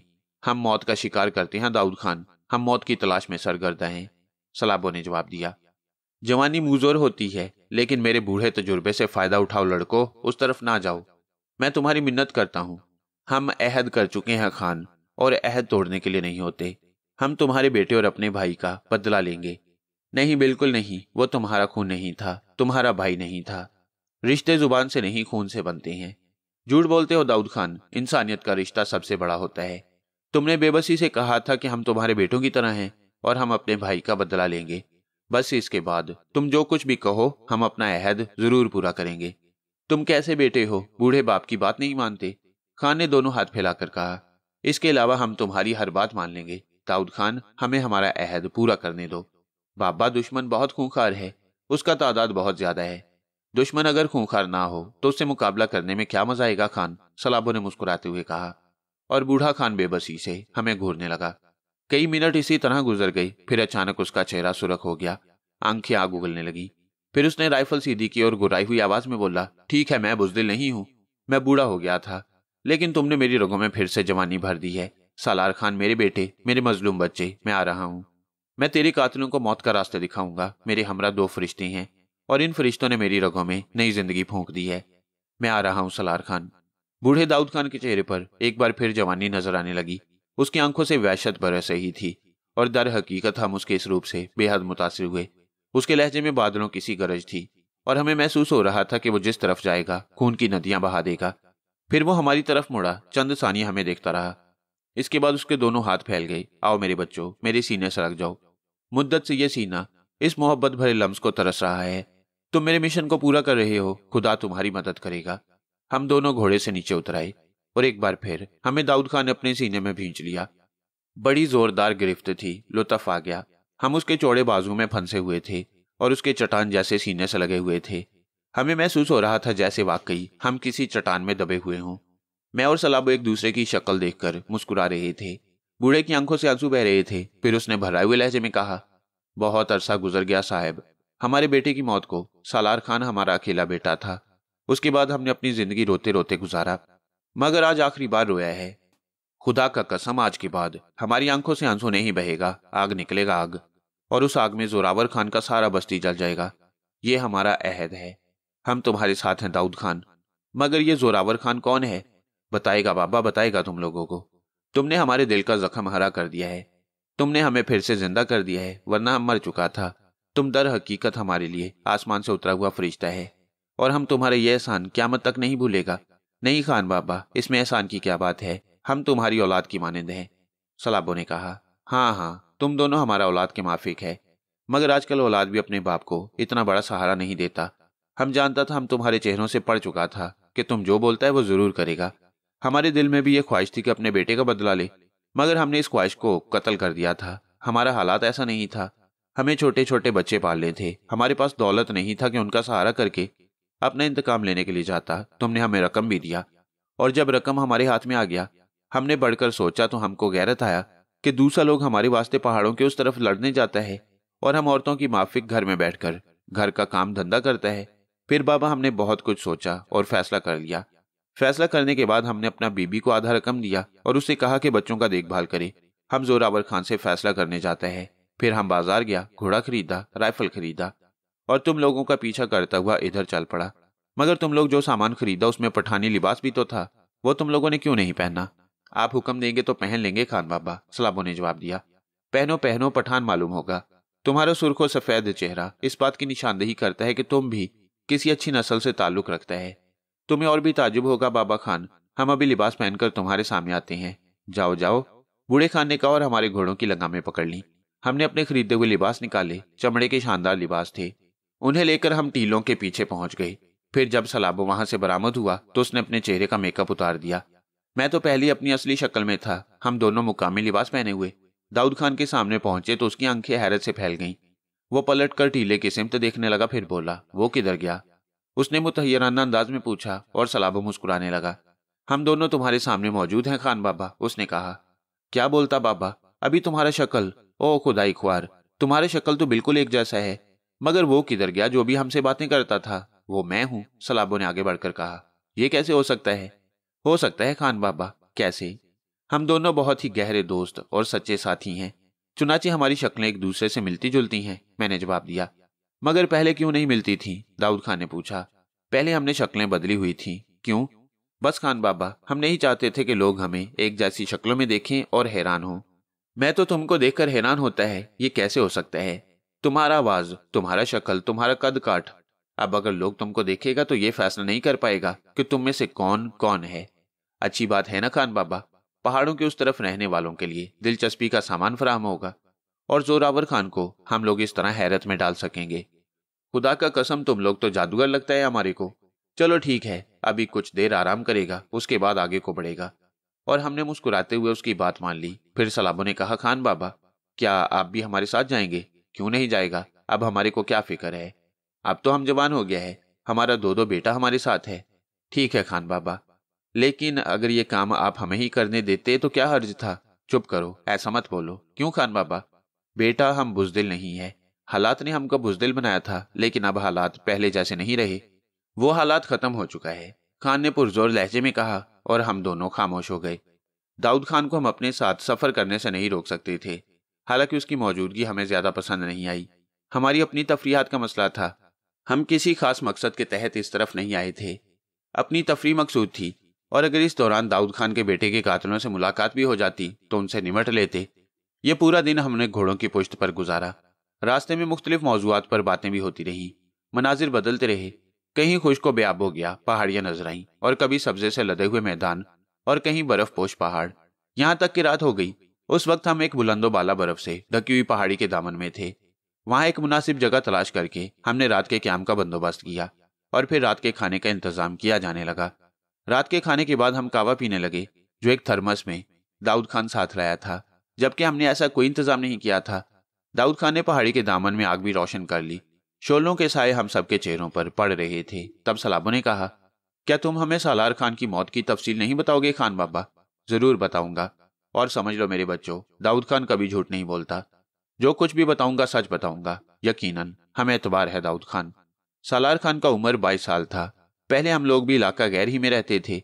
हमारी खूबसूरत बस्ती उसी रास्ते पर है जिधर हम जा रहे हैं। उसके आगे 6 बस्तियां और पड़ती हैं जो आजाद इलाके में ही हैं। आखिरी बस्ती के दूसरी तरफ गुल खान है। गुल खान एक नेक दिल इंसान था। गो ये इलाका उसकी अपनी जागीर नहीं था, ना ही उसने कभी इस पर बुरी निगाह डाली। वो इस इलाका का बेहद ख्याल रखता था। कभी कभी ये बस्तियां बर्फबारी की वजह से परेशानियों का शिकार हो जाती हैं। कभी जल्जला आता है तो उससे तबाहकारी होती है। गुल खान इन बस्तियों की बड़ी मदद करता है। अब की बात तो हमको मालूम नहीं, लेकिन पहले यही होता था। हमारी बस्ती में थोड़ी सी जमीन थी जिस पर काश्त करके मैं अपनी बीवी और बच्चों का पेट पाला करता। मेरे भाई भी थे, वो भी उसी बस्ती में रहते थे। लेकिन फिर हमारे हालात बदले, तबाही ने हमारे घर में झांका। हमारी बस्ती में एक बहुत पैसे वाला आदमी जोरावर खान था, बड़ा ही खतरनाक आदमी। उसके पास बहुत बड़ी जमीन थी और उसके मवेशी पूरे इलाके में सबसे ज्यादा थे। उसकी चरागाह भी बहुत बड़ी थी और इसके साथ साथ वो चोर भी था। रात की तारीकी में उसके आदमी दूसरों के घरों से गल्ला और मवेशी चुरा कर ले जाते और एक रात उसके 2 आदमी मेरे एक भाई के घर चोरी करने आए। मेरे भाई को मालूम नहीं था कि इन चोरों में जोरावर खान का सगा भाई भी है। मेरे भाई ने दोनों चोरों को गोली मारकर हलाक कर दिया और फिर दिन की रोशनी में हम लोगों को पता चला कि जोरावर खान का भाई भी चोरों में शामिल था। जोरावर खान अपने आदमियों को लेकर हमारी बस्ती पर चढ़ाया, लेकिन जिरगे ने फैसला कर दिया क्योंकि मेरे भाई ने उन्हें चोरी करते हुए हलाक किया था, इसलिए वो बेकसूर है। जोरावर खान चला गया, लेकिन उसके दिल में दुश्मनी पैदा हो गया। फिर एक शाम जब मेरा भाई अपने मवेशियों को ला रहा था, जोरावर खान के आदमियों ने गोली मारकर उसे हलाक कर दिया। जिरगे ने उसे पकड़ा, लेकिन उसने साफ मना कर दिया कि उसने मेरे भाई को हलाक नहीं किया। जिरगा इसका सबूत नहीं दे सका, लेकिन मेरा छोटा भाई जानता था कि हमारे भाई को जोरावर खान ने मारा है। वो जोरावर खान की ताक में लग गया। इस पर एक दिन उसने जोरावर खान को उसकी चरागाह में ललकारा, लेकिन बदकिस्मत इंसान जोरावर खान को हलाक करने में कामयाब ना हो सका और उसके आदमियों के हाथों मारा गया। जोरावर खान ने उसका लाश भिजवाया और बताया था कि वो किस तरह मारा गया। मैं शुरू से अमन पसंद आदमी था, लेकिन 2 भाइयों की मौत पर मेरा खून खौल उठा। मैंने जोरावर खान से कहा कि मैं अपने भाइयों का इंतकाम जरूर लूंगा, लेकिन जोरावर खान ने मुकदमा जिरगे के सामने रख दिया। उसने जिरगे से कहा कि उसे मुझसे यानी दाऊद खान से खतरा है, इसलिए उसकी हिफाजत का बंदोबस्त किया जाए। जिरगे ने फैसला किया कि मुझे बस्ती से निकाल दिया जाए। उन्होंने मेरी मिन्नत समाजत की कि मैं अमन की खातिर बस्ती छोड़ दूं, और मुझे बस्ती छोड़ना पड़ी। मैं इधर चला आया। सालार खान उस वक्त 8 साल का था और बहुत समझदार। पूरे 10 साल तक हमने बस्ती का रुख नहीं किया, लेकिन सालार खान अपनी चच्ची और उसके बच्चों को नहीं भूला। जब वो 18 साल का हुआ तो एक दिन उसने मुझसे बस्ती जाने का इजाजत मांगा। मैंने उसे बहुत मना किया, पर वो नहीं माना। जिद्दी लड़का मुझसे छुपकर एक दिन बस्ती में निकल गया। वहां पहुंचकर वो अपने रिश्तेदारों से मिला। दुश्मनी खत्म हो चुका था, क्योंकि मेरे भाइयों का कोई लड़का नहीं था जो जोरावर खान से इंतकाम लेता। वो आराम से रह रहे थे, लेकिन बदकिस्मत सालार खान बस्ती की एक लड़की से दिल लगा बैठा। फिर वो छुप छुप कर बस्ती जाने लगा। बाद में मालूम हुआ कि वो लड़की जोरावर खान का था। वो लड़की भी सालार खान से मोहब्बत करता था, लेकिन जोरावर खान के बेटे को ये बात मालूम हो गई। वो सालार खान के पीछे लग गया और उसका बेटी सालार खान को बहुत चाहता था। फिर न जाने दोनों में क्या बात हुई कि एक दिन जोरावर खान का बेटी सालार खान के साथ बस्ती से निकल आया। सालार खान ने एक छोटा सा झोंपड़ा बनाया और रहने लगा। ये झोंपड़ा बस्ती से 12 मील दूर एक छोटी सी बस्ती में था। 5 साल तक सालार खान ने किसी को पता ना लगने दिया कि उसने शादी कर लिया है। फिर जब हमने उसका शादी की बात किया, तब उसने असलियत खोला। इस दौरान उसका 4 बच्चा भी हो गया था। हमको बहुत गुस्सा आया। उसने धोखा किया था और हम उसे इस धोखे पर मुआफ नहीं कर सकता था। हमने शराफत का सबूत देते हुए बच्चा लोग को अपने पास रखा और जोरावर खान का बेटी को लेकर बस्ती चल पड़ा। हमने उसका बेटी जोरावर खान के हवाले किया, लेकिन जोरावर खान गुस्से से पागल हो गया। हमें तो उसने कुछ नहीं कहा, लेकिन उसका बेटा गुलाब खान सालार खान के पीछे लग गया। सालार खान को हम पर बहुत गुस्सा था। वो सोचता था कि हमने उसके साथ ज्यादती की है।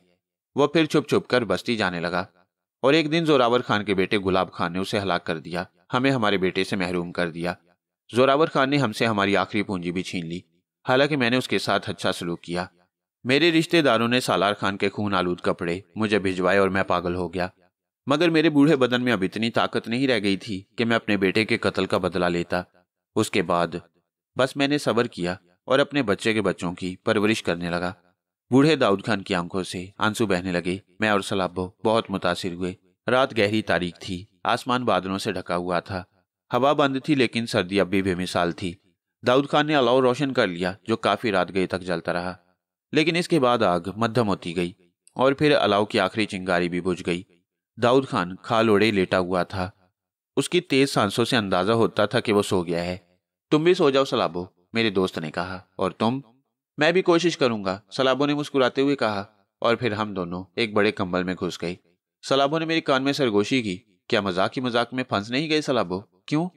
यार, इस तरफ आना दूसरी हैसियत रखता था। अगर यहाँ का मौसम और माहौल पसंद नहीं आता तो वापस लौट जाते, या अगर आगे बढ़ते भी तो अपने मतलब की जगह पसंद करते। ऐसी जगह जहां हसीनों की झलक भी नजर आती, लेकिन ये खुश्क बंजर माहौल बाज औकात जान जला देते हो। क्यों? किस मासूमियत से पूछ रहे हो क्यों? मैंने मना नहीं किया था इस तरफ आने से। ख्वामखा तुम्हारे ज़हन पर दाऊद खान के बेटे के इंतकाम लेने का भूत सवार हुआ था। ये कोई आसान काम नहीं। आसान तो नहीं, दिलचस्प जरूर होगा। हाँ, इसमें कोई शक नहीं। ये चट्टानें कितनी दिलचस्प हैं और ये बर्फ पोश टीले, वाह वाह। मैंने कहा और सलाबो हंस पड़ा। तुम बहुत बोर हो रहे हो। नहीं यार, ऐसी कोई बात नहीं। तुम किसी वीराने में कुटिया डाल लो और सारी जिंदगी वहां गुजार दो, मुझे एतराज नहीं होगा। मैं तो बस यही कह रहा था कि इन सारी मामलात में पढ़ने की क्या जरूरत थी। अब तो पढ़ ही गए हैं, जो होगा देखा जाएगा। सलाबो ने कहा और कंबल में मुंह देकर सोने की कोशिश करने लगा। मैं खामोश हो गया। पता नहीं नींद आई थी या नहीं, कोई अंदाजा नहीं हो सका और सुबह हो गई। दाऊद खान ने नमाज पढ़ी और एक तरफ बैठकर तस्बीह पढ़ने लगा। फिर हम जाग गए और सुबह के लवाजमात से फारिग हुए तो सफर का आगाज हो गया। जूं जूं आगे बढ़ते गए मंजर खुशगवार होता गया। खेत नजर आ रहे थे और फिर थोड़ी सी दूर और आगे बढ़े तो एक बस्ती नजर आई। खेतों की मौजूदगी ने इस बात की निशानदेही कर दी थी कि कोई बस्ती करीब मौजूद है। अब बस्ती साफ नजर आ रही थी। सूरज नहीं निकला था बल्कि कोहर फैल गई थी। हालांकि सुबह को जब जागे तो मंजर इस कदर गहरा नहीं था, लेकिन बादल हो गए थे और सूरज की रोशनी के बजाय कोहर नीचे उतरने लगी थी और इस कोहर में डूबी हुई बस्ती के कच्चे पक्के मकानात बहुत खूबसूरत नजर आ रहे थे। हमारे घोड़े सुस्त रवि से आगे बढ़ रहे थे। तब अचानक दाऊद खान बोल उठा, ये सबाना है। सबाना? हाँ सबाना, दुश्मनों की बस्ती, पहली बस्ती, आओ। दाऊद खान ने कहा और घोड़े को खेत के साथ आगे बढ़ाने लगा। मैंने और सलाबो ने इस सिलसिले में मजीद कोई बात नहीं की। हम दाऊद खान के साथ आगे बढ़ते रहे। जूं जूं आगे बढ़ते जा रहे थे कोहर गहरी हो रही थी, इसके साथ ही सर्दी बढ़ती जा रही थी। फिर हम बस्ती में दाखिल हो गए। साफ शफाफ चौड़े रास्ते, तरतीब से बने हुए कच्चे मकानात, चिमनियों से धुआं निकल रहा था। शायद सर्दी की वजह से लोगों ने आतिशदान सुलगा लिए थे। दाऊद खान इस तरह आगे बढ़ रहा था जैसे सारे रास्ते उसके जाने पहचाने हों। और फिर एक मोड़ घूमकर वो एक इमारत के सामने रुक गया। वो कावा खाना है।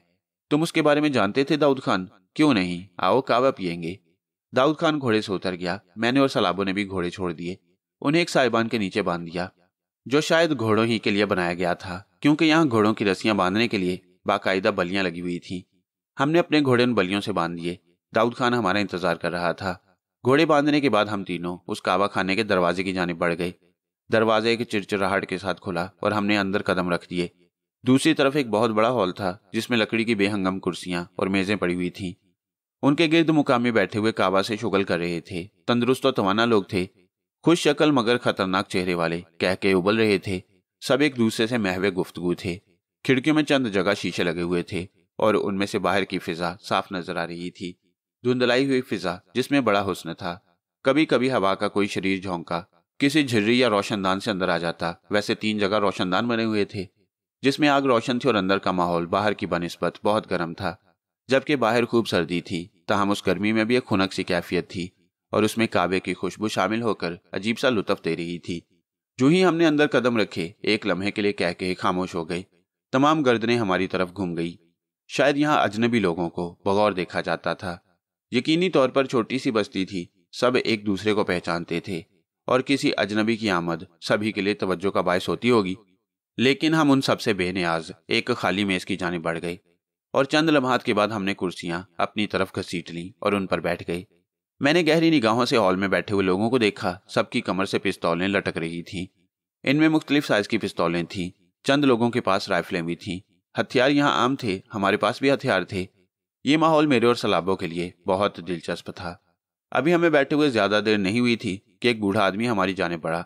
यह हॉल के अंदर बने हुए जीने से उतरा था। वह कब से हमारे पास पहुंचा। चंद ही लम्हात के बाद वह हमारी मेज पर पहुंच गया और उसने मेज पर दोनों हाथ रखते हुए कहा, मेरे खुदा, क्या यह सच है जो कुछ मेरी आंखें देख रही हैं? यह सच है। उसने ये अल्फाज दाऊद खान को मुखातिब करते हुए कहे और दाऊद खान ने उसे गर्दन उठाकर देखा। ओ गुलफराज खान, पहचान गए मुझे? हाँ, और तुम्हें देखकर इतना हैरान हूं कि बयान नहीं कर सकता। हैरानी की क्या बात है गुलफराज खान, हमारी कौम में एक ही तो खूबी है, जिंदा रहते हैं तो बदला जरूर लेते हैं। बदला? बूढ़ा एकदम सीधा होकर इधर उधर देखने लगा, फिर बोला, यहाँ जोरावर खान के कई आदमी मौजूद हैं, उन्हीं की तलाश में तो यहाँ तक आया हूँ खान। मगर दाऊद खान, तुम्हारे बारे में तो मैंने और भी बहुत कुछ सुना था। बैठो। गुलफराज खान, तुमसे मुझे यहाँ बहुत सी मालूमात हासिल हो सकती हैं। काश तुम इस तरह ना आए होते यहाँ। काश तुम पिछले दरवाजे से मेरे पास ऊपर पहुंचे होते तो मैं तुम्हें यहाँ के तमाम हालात तफसील से बता देता। लेकिन इस वक्त मेरा तुम्हारे पास बैठना खुद मेरे लिए और मेरे खानदान के लिए नुकसानदेह हो सकता है। ठीक है गुलफराज खान, मैं तुम्हें नुकसान नहीं पहुंचाना चाहता। तुम मेरे बहुत पुराने दोस्त हो और बहुत हमदर्द इंसान हो। जाओ, ठीक है, मैं खुद ही अपना काम कर लूंगा। तुमसे इस बारे में कुछ नहीं पूछूंगा। मेरे आदमियों ने मुझे इस बारे में इतला दी थी कि कुछ अजनबी लोग आए हैं। वो तो तुम्हें जानते नहीं थे, लेकिन मेरी बूढ़ी आंखों ने अपने दोस्त दाऊद खान को पहचान लिया। दाऊद खान, मैं ऊपरी मंजिल पर जा रहा हूँ। ज्यादा देर तुम्हारे पास बैठकर बात नहीं करूंगा, लेकिन सुनो, सबाना में रुको तो गुलफराज खान से जरूर मिलना, लेकिन ऐसे नहीं, खामोशी से और पिछले दरवाजे से। नहीं गुलफराज खान, तुमसे मिलूंगा लेकिन सामने के दरवाजे से। मैं चोर दरवाजों का मुसाफिर नहीं हूं, तुम जाओ, मैं तुम्हारी जिंदगी से नहीं खेलना चाहता। सुनो, वो दाएं सिमत जो चौड़े शाने वाला आदमी बैठा हुआ है, जिसके चेहरे पर जख्म का निशान है, ये जोरावर खान का खास आदमी है। बस मैं चलता हूं। ये लोग अभी खास तौर से तुम्हारी जानिब मुतवज्जा नहीं हुए और तुम्हें नहीं पहचान सके, इसलिए अभी मुझे कोई खतरा नहीं है। लेकिन अगर मैं तुम्हारे साथ बैठ गया तो फिर बात खतरनाक हो जाएगी। जाओ जाओ, दाऊद खान ने हाथ उठाकर कहा और गुलफराज खान चला गया। बुज़दिल, दाऊद खान दांत पीस कर बोला। फिर उसकी निगाहें उस शख्स की जानिब उठ गईं जिसके चौड़े चेहरे पर गहरे जख्म का निशान था। शक्ल और आंखों से काफी खूंखार मालूम होता था। दाऊद खान ने गहरी सांस लेकर कहा, मैं इसे नहीं पहचानता। गुलाब खान जोरावर खान का बेटा है और जाहिर है ये जोरावर खान ही का आदमी हुआ। तो ठीक है दाऊद खान, इसे कत्ल कर दो, सलाबों ने पूरे इत्मीनान लहजे में कहा। और दाऊद खान चौंक कर उसे देखने लगा, फिर मुस्कुराया। नहीं बेटे, किसी को कत्ल करना इतना आसान नहीं होता। अगर मैं पहले ही मरहले में एक आदमी को हलाक कर दूं तो मेरे लिए बाकी काम मुश्किल हो जाएगा। मगर तुम्हारा प्रोग्राम क्या है खान बाबा? प्रोग्राम कुछ नहीं है बेटे, हम प्रोग्राम नहीं बनाते, सीधे सीधे सीना ताने सामने आते हैं, गोली चलाते हैं और गोली खाते हैं। मैंने आंखें बंद करके गहरी गहरी सांसें ली थी। सलाबों ने मेरे हाथ पे अपना हाथ रख लिया और सरगोशी के अंदाज में बोला, क्यों, क्या हुआ, खैरियत तो है? सुन लिया तुमने, ये लोग प्रोग्राम नहीं बनाते, साजिशें नहीं करते, चोर दरवाजे से नहीं जाते, सीधे दरवाजे से जाते हैं, गोली चलाते हैं, गोली खाते हैं। मैं ये सोच रहा हूँ सलाबो कि गोली खाकर कैसा महसूस होगा, पता चल जाएगा। सलाबो ने हंसते हुए कहा, लेकिन मेरे चेहरे पर मुस्कुराहट नहीं फैली। थोड़ी देर के बाद हमारे सामने कावे के बर्तन रख दिए गए और दाऊद खान प्यालों में कावा निकालने लगा। फिर उसने कहा, पता नहीं इस आदमी का क्या नाम है, मैं इसे खुद अपनी जानिब मुतवज्जा करूंगा और इसे गुलाब खान, जोरावर खान और उसके खानदान के बारे में मालूमात हासिल करूंगा। हम जिस खेल के लिए यहाँ आए हैं उसकी इब्तदा हो जानी चाहिए। ठीक है दाऊद खान, जैसा तुम पसंद करो, सलाबों ने आहिस्ता से कहा। और जवाना, तुम्हारे लहजे में यह हल्कापन कैसे आ गया? देखो, मैं तुम्हें एक बात बता दूं, जब से मैंने ना लड़ने की कसम खाई हुई थी, मुझसे ज्यादा सुलझू आदमी कोई ना था। मैं जानता था कि मुझे सलार खान के बच्चों को परवरिश करना है और इसके लिए मुझे गर्दन झुकाकर रहना होगा। तुमने देख लिया, मैंने गर्दन नहीं उठाई, मेहनत मजदूरी करके जिंदगी गुजार दी। मगर तुमने मुझे दिलासा दिया, तुमने मेरे दिल में फिर से उमंग पैदा की कि मैं अपने दुश्मनों से बदला लूं। और जब सोया हुआ दाऊद खान जाग उठा तो फिर उसे किसी चीज की परवाह नहीं है। मैं बंदूक की कुछ गोलियां खाना चाहता हूं अपने दुश्मन के हाथों, कुछ गोलियां चलाना चाहता हूं अपने दुश्मनों पर। और गोलियां चलाने के लिए किसी साथी, किसी दोस्त की जरूरत नहीं होती, बस सिर्फ राइफल दरकार होती है। राइफल मेरे पास मौजूद है और मेरी उंगलियां सलामत। देखो बच्चों, मैंने तुम्हें पहले भी मना किया था कि इस झगड़े में मत पड़ो, और आज भी तुम्हें पेशकश करता हूं कि तुम्हारी इतनी ही मेहरबानी काफी है कि तुमने सोए हुए दाऊद खान को जगा दिया, उसे यहां तक पहुंचा दिया। बस इसके बाद मुझे किसी की जरूरत नहीं। तुम चाहो तो अपने तौर पर इन इलाकों की सैर करके वापस जा सकते हो। नहीं दाऊद खान, हमारा मतलब ये नहीं था। मैं तो सिर्फ ये कह रहा था कि अगर हम कुछ सोच समझ कर काम करें तो अच्छी बात है। ओ जवानों, सोचने वाला कभी अमल नहीं कर सकता, खास तौर से ऐसे मामलात में। तुम सोचते रहोगे और कोई गोली खामोशी से किसी तरफ से चलेगी और तुम्हारे सीने में पेवस्त हो जाएगी। उसका इंतजार मत करो जवान, गोली चलाओ। गोली खाना अकल की बात नहीं है।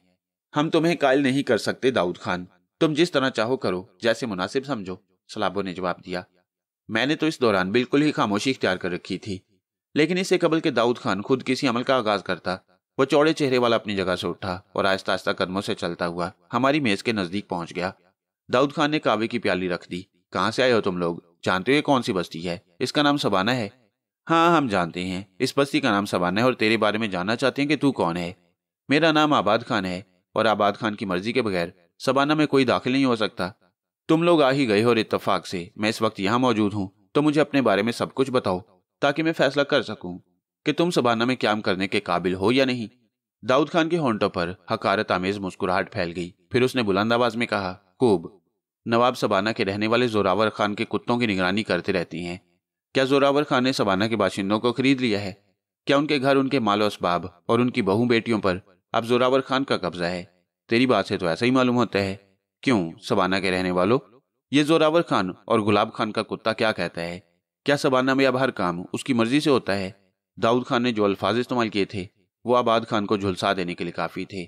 काबा खाने में बैठे हुए लोगों ने मुतहय्यराना अंदाज में ये अल्फाज सुने। आबाद खान ने गुर्राते हुए पिस्तौल निकाल लिया। ओ कुत्ते, मैं तुझे इस तरह हलाक नहीं करना चाहता था। मैं जानना चाहता था कि तू कौन है तेरे बारे में मुझे मालूम हो जाता तो मुझे हलाक करने में कोई परेशानी ना होती, लेकिन यूं लगता है जैसे तू अपने इन दोनों गधों के साथ बेनाम मरना चाहता है। अगर ऐसी बात है तो तेरी मर्जी, ये ले। आबाद खान ने पिस्तौल का रुख सीधा किया और गोली चला दी। गोली का रुख दाऊद खान के सीने की जानिब था, लेकिन मैंने इतने करीब से चलाई हुई गोली के निशाने को भी खता होते देखा। गोली खिड़की के एक शीशे में लगी थी और शीशा किरची किरची हो गया। बाहर से सर दबा का एक झोंका अंदर घुस आया। आबाद खान ने दूसरी गोली चलाई, लेकिन उसका रुख भी बदल गया।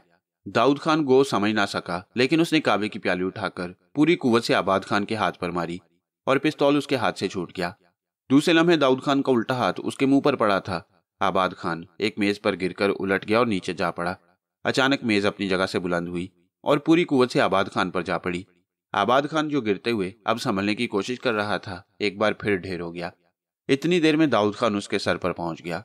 उसने लगातार 2-3 ठोकरें आबाद खान के सर पर मारी और कहने लगा, मैं आज से तेरा नाम बर्बाद खान रख दूंगा, समझे? तुम लोगों में से कोई इसका हमदर्द है तो सामने आए। आबाद खान के सर से खून बह रहा था और उसका लिबास रंगीन होता जा रहा था। उसने अपने आदमियों की तरफ रुख करके कहा, ओ खंजीर के बच्चों, नमक हरामो, तुम खड़े देख रहे हो, मार डालो, कत्ल कर डालो इन्हें। लेकिन उनमें से किसी ने आगे बढ़ने की कोशिश नहीं की। आबाद खान ताज्जुब से उन सबको देखने लगा। उसकी समझ में नहीं आ रहा था कि ये वफादार कुत्ते साकित और जामिद क्यों हो गए हैं। पता नहीं दूसरे लोगों के क्या एहसासात थे। वही बूढ़ा आदमी चंद लम्हात के बाद नीचे पहुंच गया, जिसने दाऊद खान को आबाद खान के बारे में इतला दी थी। क्या हो रहा है? कैसा हंगामा है? लड़ना झगड़ना है तो बाहर जाकर लड़ो, कावा खाने में। मैं तुम्हारी ये हरकतें बर्दाश्त नहीं कर सकता। ठीक है, जोरावर खान के इस कुत्ते को मैं ही बाहर ले जाकर मारूंगा। हम लोग खामोश खड़े थे, पिस्तौलें हमारे हाथ में थी। अभी तक हमारी मदाखलत का मौका ही नहीं आया था। वैसे मैं ये जानता था कि सलाबो मदाखलत कर चुका है, वरना इतने करीब से पिस्तौल से चलाई गई गोलियों का रुख बदल जाना बेमकसद नहीं था। आबाद खान भी चूहा तो नहीं मालूम होता था। वैसे दिलचस्प बात यह थी कि हॉल में खड़े हुए लोगों ने आबाद खान की मदद करने की कोशिश नहीं की। इसका मकसद यही हो सकता था कि वो नापसंदीदा शख्सियत का मालिक था और ये सूरत हाल हमारे हक में बेहतर थी। दाऊद खान ने आबाद खान को अच्छा खासा जख्मी कर दिया था और अब आबाद खान में हमला करने की हिम्मत नहीं थी।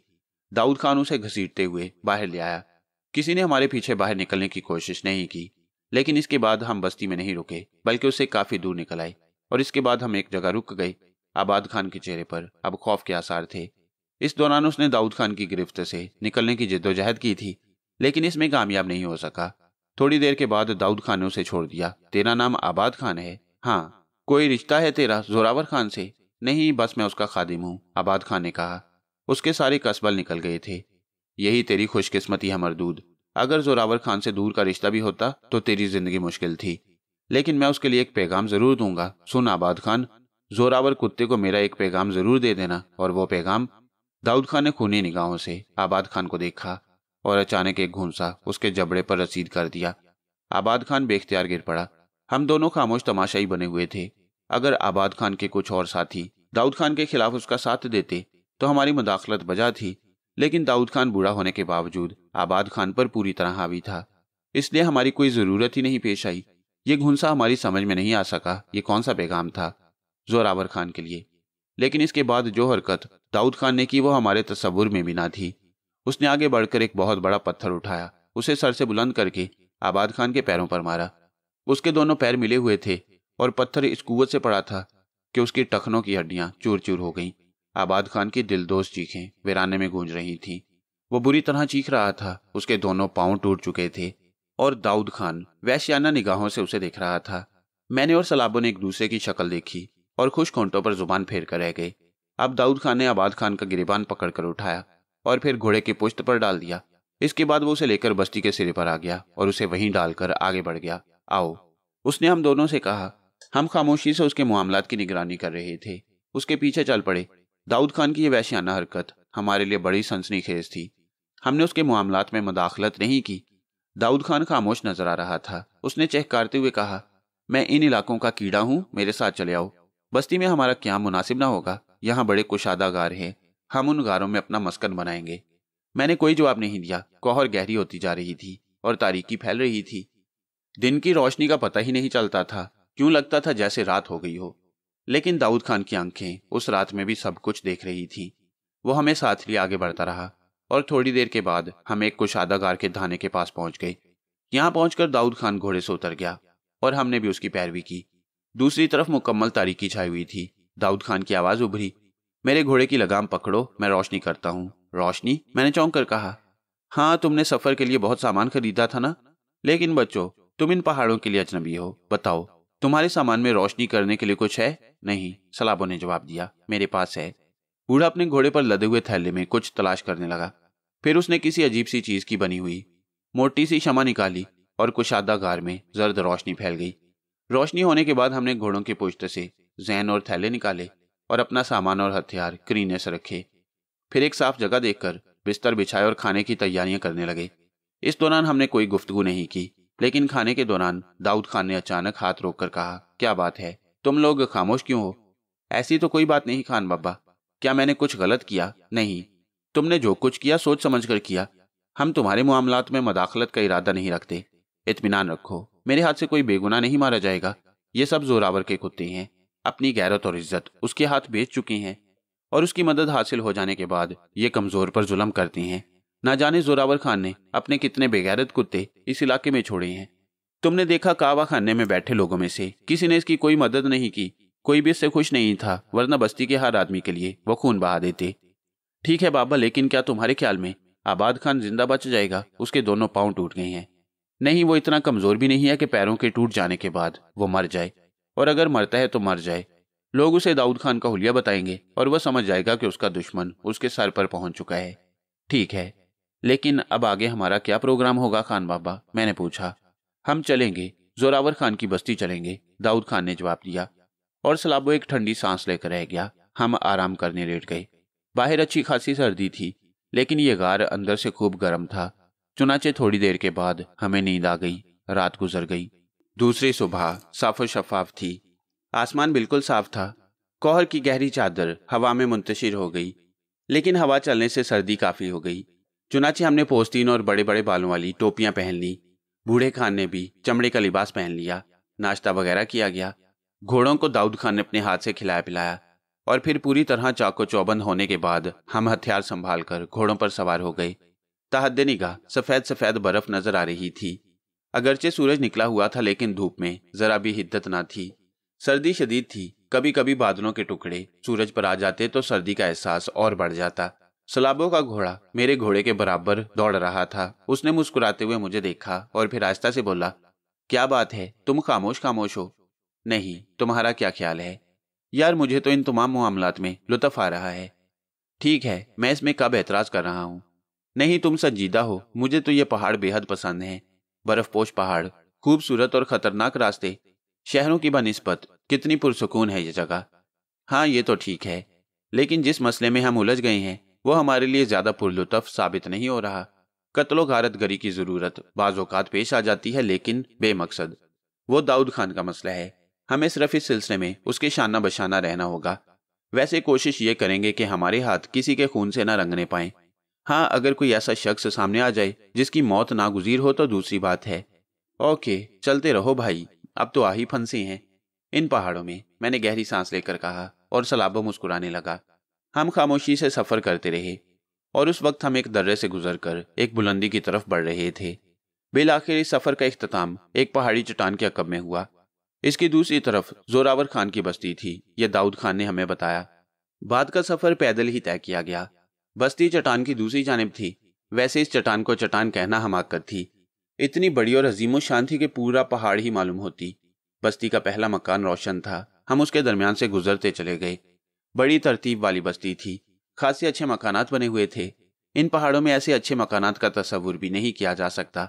दाऊद खान सफर करता रहा और फिर वो एक बहुत बड़े मकान के अहाते के करीब पहुंचकर रुक गया। मकान के कुछ कमरों में रोशनी नजर आ रही थी। ये जोरावर खान का मकान है, दाऊद खान ने कहा। तो फिर ठीक है, अंदर चलें? सलाबो ने पूछा। हाँ, हम अकबी रास्ते से अंदर दाखिल होंगे, दाऊद खान बोला। थोड़ी देर के बाद बूढ़े दाऊद खान ने अहाते की दीवार फलांग कर पार की और अंदर पहुंच गया। वो नीचे कूदा और उसके पीछे ही मैं और सलाबो भी। लेकिन हमें गुमान भी नहीं था कि ये लोग हमारे मुंतजिर होंगे। जो ही हम अहाते में कूदे, चारों तरफ से रोशनियां हम पर पड़ी और हम तेज रोशनी में नहा गए। फिर एक हौलनाक आवाज गूंजी, खबरदार, अगर तुमने हिलने की कोशिश की तो खत्म कर दिए जाओगे। दाऊद खान ने अपनी राइफल सीधी ही की थी कि बहुत सी गोलियां उसके पैरों के नजदीक आकर लगी और उसे रुक जाना पड़ा। वो दांत पीस रहा था। थोड़ी देर के बाद हमने 10-12 आदमियों को अपनी तरफ आते देखा। वो सब मुसल्ला थे और उनकी राइफलों का रुख हमारी जानिब था। सूरत हाल ऐसी थी कि उस वक्त हम उनसे मुकाबला नहीं कर सकते थे। मैंने सलाबों की जानिब देखा और सलाबों ने आहिस्ता से सरगोशी की। फिक्र मत करो, हालात जिस सिमत जा रही हैं जाने दो, बाद में उन्हें संभाल लेंगे। मैं खामोश हो गया। सलाबों की अजीबोगरीब कुव्वतों से ये बात बैद नहीं थी कि वो बिगड़े हुए हालात को संभाल ले, लेकिन वाकई इस वक्त कोई गलत हरकत हमें फौरी तौर पर मौत का शिकार कर देगी। इसलिए खामोशी ही मुनासिब समझी गई। आने वालों ने हमें गिरफ्तार कर लिया और फिर वो लोग हमें लेकर चल पड़े। हमारी पुश्तों से राइफलों की नालें लगी हुई थीं। उन्होंने हमें एक जगह कैद कर दिया। जोरावर खान के मकान ही का कोई हिस्सा मालूम होता था, जिसे बाकायदा कैद खाने की शक्ल दी गई थी। हमें कैद खाने में पहुंचा दिया गया और सारे हथियार छीन लिए गए। दाऊद खान का चेहरा फिक्र परेशानी में डूबा हुआ नजर आ रहा था। सलाबो उसके नजदीक पहुंच गया। क्या बात है खान बाबा, तुम परेशान नजर आ रहे हो? खान ने गर्दन उठाकर हमारी तरफ देखा और बोला, यह अच्छा नहीं हुआ। पता नहीं तकदीर हमसे क्या चाहती है। मुझे यूं महसूस हो रहा है जैसे जोरावर खान के मुकाबले में मेरी अपनी जहनी सलाहियतें ज्यादा कारआमद नहीं हो रही। बाबा खान, अगर बुरा ना मानो तो एक बात कहूं? सलाबो बोला। हाँ हाँ कहो, क्या बात है? बाबा खान, हमने आपसे कहा था कि हमें अपने तौर पर इंतकाम लेने दें, लेकिन आपने हमारी बात नहीं मानी। अगर अब भी आप हमारी बात मान लें तो इस वक्त के बाद से आप अपनी कोशिशें तर्क कर दें और जो कुछ हम कहें उस पर अमल करते रहें। दाऊद खान हमें देखता रहा, फिर एक ठंडी सांस लेकर बोला, ठीक है, मैं वादा करता हूं कि अब तुम्हारे मामले में मदाखलत नहीं करूंगा। मुझे अफसोस है कि तुम्हें भी मेरी वजह से इन मुसीबतों का शिकार होना पड़ा। नहीं बाबा, आप इसकी कोई फिक्र न करें। जो कुछ हो गया वो ऐसा नहीं है कि हम उससे निमट ना सकें। आप बस हमें इजाजत दें कि हम अपनी मर्जी से सब कुछ करें। ठीक है, मेरी तरफ से तुम्हें पूरी इजाजत है। दाऊद खान ने जवाब दिया और फिर बोला, मुझे बताओ कि अब मैं क्या करूं? बाबा खान, आराम से सो जाओ उस वक्त तक जब तक ये लोग कोई अमल न करें। दूसरे दिन सुबह हमें नाश्ता दिया गया और तकरीबन 10 बजे चंद अफराद हमारे पास आए और हमें वहां से निकाल लिया। दरवाजा खोलकर 2 आदमी अंदर दाखिल हुए। उन्होंने हमें बाहर चलने का इशारा किया। दरवाजे के दूसरी तरफ एक बड़ा सहन था जिसके एक सिरे पर कुर्सियां पड़ी हुई थीं। उन कुर्सियों पर बहुत से आदमी बैठे हुए थे। एक तरफ एक बड़ी सी कुर्सी पर एक खौफनाक शक्ल का बूढ़ा आदमी बैठा हुआ था। बहुत तवील उम्र था और यकीनन यही जोरावर खान हो सकता था। वह बड़ी तमस्कराना निगाहों से हमें देख रहा था। लाने वालों ने हमें उसके सामने खड़ा कर दिया। उसके होंठों पर हकारत आमेज मुस्कुराहट थी। दाऊद खान, बहुत दिनों के बाद देखा है तुम्हें। तुम खैरियत से तो हो? हाँ जोरावर खान, इसीलिए खैरियत से हूं कि एक दिन तेरी गर्दन मरोड़ दूं। दाऊद खान गुर्राते हुए बोला। ओहो, वाकई मैंने सुना था कि तुम पागल हो चुके हो, आज देख भी लिया। जोरावर खान ने कहा और उसके चंद साथी कह लगाकर हंस पड़े। हंस रहे हो बेगैरत इंसानों? इस बेवकूफ शख्स की बात पर हंस रहे हो? इस जालिम इंसान की बात पर हंस रहे हो जो अपनी मौत को भूल गया है, जो जिंदगी की उस मंजिल में आ चुका है जहां सिर्फ मौत का इंतजार किया जाता है, लेकिन इसके बावजूद ये मौत को भूलकर जिंदगी की बातें करता है। लोग खामोश हो गए। जोरावर खान मुस्कुराता रहा। बोलो बोलो, मैं देखना चाहता हूं कि एक पागल किस तरह चीखता है। वैसे दाऊद खान, तुमने बड़ी हिम्मत की यहाँ आने की। ये दोनों बच्चे कौन हैं? इन्हें किराए पर लाए हो या तुम्हारे रिश्तेदार हैं? ये सब तुम्हारी मौत है जोरावर खान। हम तुम्हारी मौत बनकर आए हैं। हमारी दुश्मनी तुम्हें बहुत महंगी पड़ेगी। दुश्मनी? जोरावर खान हंस पड़ा, फिर बोला, दुश्मन तो वो होते हैं जिनकी कोई हकीकत होती है। मैंने कभी तुम्हें इस काबिल ही नहीं समझा। मैं जब चाहता, जहां चाहता तुम्हें कुत्ते की मौत मार सकता था। इसीलिए जिरगे के सामने फरियाद लेकर गए थे जोरावर खान? इसीलिए मुझे बस्ती से निकलवा दिया? मैंने जिरगे से कोई फरियाद नहीं की थी। बस्ती से बाहर निकलना तो तुम्हारे हक में बेहतर था। मैंने सोचा कि तुम्हारा भाई मेरे हाथों मारा जा चुका है। अगर तुम यहाँ रहे तो तुम भी मार दिए जाओगे, इसलिए मैंने तुम्हारे ऊपर रहम किया। और देख लो कि तुम्हारे जाने के बाद तुम्हारा खानदान आराम से जिंदगी बसर कर रहा है। मैंने किसी को परेशान नहीं किया। ये दूसरी बात है कि तुम्हारे खानदान में कोई ऐसा मर्द पैदा नहीं हुआ जो मुझसे इंतकाम लेता। सालार खान को भूल गए जोरावर खान, जो तुम्हारा दुश्मन होने के बावजूद तुम्हारी बेटी का शौहर और तुम्हारे नवासों का बाप है। उसे भूल गए कि तुम्हारा खून मेरे जेरे साया परवान चढ़ रहा है, तुम्हारी बेटी का खून। और तुम ये भूल गए कि मैंने तुम्हारी इज्जत तुम्हें वापस कर दी थी। अगर मैं चाहता तो उसे सरे बाजार नंगा कर सकता था। तुमने उस मर्द को मरवा दिया अपने कुत्तों से, जिसने तुम्हारे हलक में हाथ डाल दिया था। क्या तुम उसे भूल गए हो? बकवास मत करो, मैं तुम्हारी जुबान बाहर निकाल लूंगा। जोरावर खान धाड़ा और दाऊद खान ने कहका लगाया, देखा, ये है तुम्हारा आका, तुम्हारा मालिक, जो एक बात भी बर्दाश्त नहीं कर सकता, जो एक सच बर्दाश्त नहीं कर सकता। क्या ये गलत है? क्या तुम लोगों को इस बात का इल्म नहीं है कि हमने इसे भरपूर इंतकाम नहीं लिया? सालार खान मर चुका है। बेशक उसकी बीवी जिंदा है या मर गई, लेकिन उसके बच्चे मेरे पास हैं, मैं उनकी परवरिश कर रहा हूँ। एक इतने बड़े आदमी की बेटी के बच्चों की परवरिश जो अपने आप को बुलंद समझता है, क्या जोरावर खान उन बच्चों को हासिल नहीं कर सकता था? ये बुजदिल कुत्ता कभी मेरी तरफ रुख करने की जुर्रत नहीं कर सकता। जुबान बंद कर दो इसकी, खामोश कर दो इसे, जोरावर खान दहाड़ा। हाँ हाँ, और लोगों को भी बुला लो। हम 3 आदमियों की जुबान बंद करने के लिए अभी तुम्हें और भी बहुत से आदमियों की जरूरत पड़ेगी। लेकिन उन बच्चों को भूल रहे हो जिनमें 2 लड़कियां और 2 लड़के हैं। जानते हो जोरावर खान, तुम्हारी बेटी की औलाद कहाँ परवरिश पाएगी? उन गंदी नालियों में जहां सिर्फ कुत्ते ही पड़े रहते हैं। तुम्हारी बेटी की बेटियां वो बन जाएंगी जिनका तुम तसव्वुर भी नहीं कर सकते। अगर तुम मर्द हो तो पहले उन्हें हासिल करो, उसके बाद मेरी आंखें बंद करना। जोरावर खान का चेहरा आग की तरह सुर्ख हो रहा था। चंद आदमी जो हमारी तरफ बढ़ रहे थे, उसने हाथ उठाकर उन्हें रोका और बोला, ठीक है, यूं करो कि इसे इस वक्त तक के लिए जिंदा रहने दो, जब तक मैं उन बच्चों को इनके सामने ना ले आऊं। यह समझता है कि शायद मैं उन्हें हासिल नहीं कर सकता, हालांकि मैंने कभी इस तरफ तवज्जो ही नहीं दी। तुम तवज्जो कैसे देते बेगैरत इंसान? तुम्हारी बेटी तुम्हारे पास आ गई मेरे बेटे की बीवी बनने के बाद, और तुमने अपने दामाद को कत्ल करा दिया। अगर गैरतमंद होते तो अपनी बेटी को भी कत्ल करा देते, मगर तुम जैसे बेगैरतों से इसके अलावा और क्या तवक्को की जा सकती है? जोरावर खान की आवाज बंद हो गई। अब उसके पास कहने के लिए कुछ नहीं रह गया था। ले जाओ, उसने दहाड़ती हुई आवाज में कहा, और एक बार फिर हमें कैद खाना में बंद कर दिया गया। सलाबो अपनी आंखों की कुव्वत से हाथों का काम ले रहा था। पहली गिरह खुली, फिर दूसरी, और इसके बाद सलाबो के हाथ आजाद हो गए। हाथ आजाद करने के बाद उसने मेरे और दाऊद खान के हाथ भी खोल दिए। दाऊद खान हैरत ज़दा नजर आ रहा था। अरे अरे, ये तुम्हारे हाथ कैसे खुल गए? अभी तो और भी बहुत कुछ खुलेगा दाऊद खान, देखो तो सही। सलाबो ने जवाब दिया और सलाखों के नजदीक आ गया। बाहर का माहौल सुनसान पड़ा था। सलाखों में एक मोटा सा ताला लगा हुआ था। बज़ाहिर नजर नहीं आता था कि कुर्बो जवार में कोई मौजूद है। सलाबो ताले को देखने लगा और चंद लम्हात के बाद हल्की सी आवाज सुनाई दी। ताला खुल गया था। उसने हम दोनों को इशारा किया और फिर लोहे की सलाखों वाला दरवाजा खोल दिया। दाऊद खान का मुंह हैरत से गुंग हो गया। हम सब खामोशी से बाहर निकल आए। सामने एक बड़ा बरामदा था। इसके बाद वो दरवाजा था जो इसी कैद खाने का असल दरवाजा था, और यकीनन पहरेदार उसके बाहर ही मौजूद होंगे। सलाबो ने आहिस्ता से दरवाजे को उंगली से बजाया और फिर दरवाजा खुल गया। दरवाजा खोलने वाले 2 आदमी थे।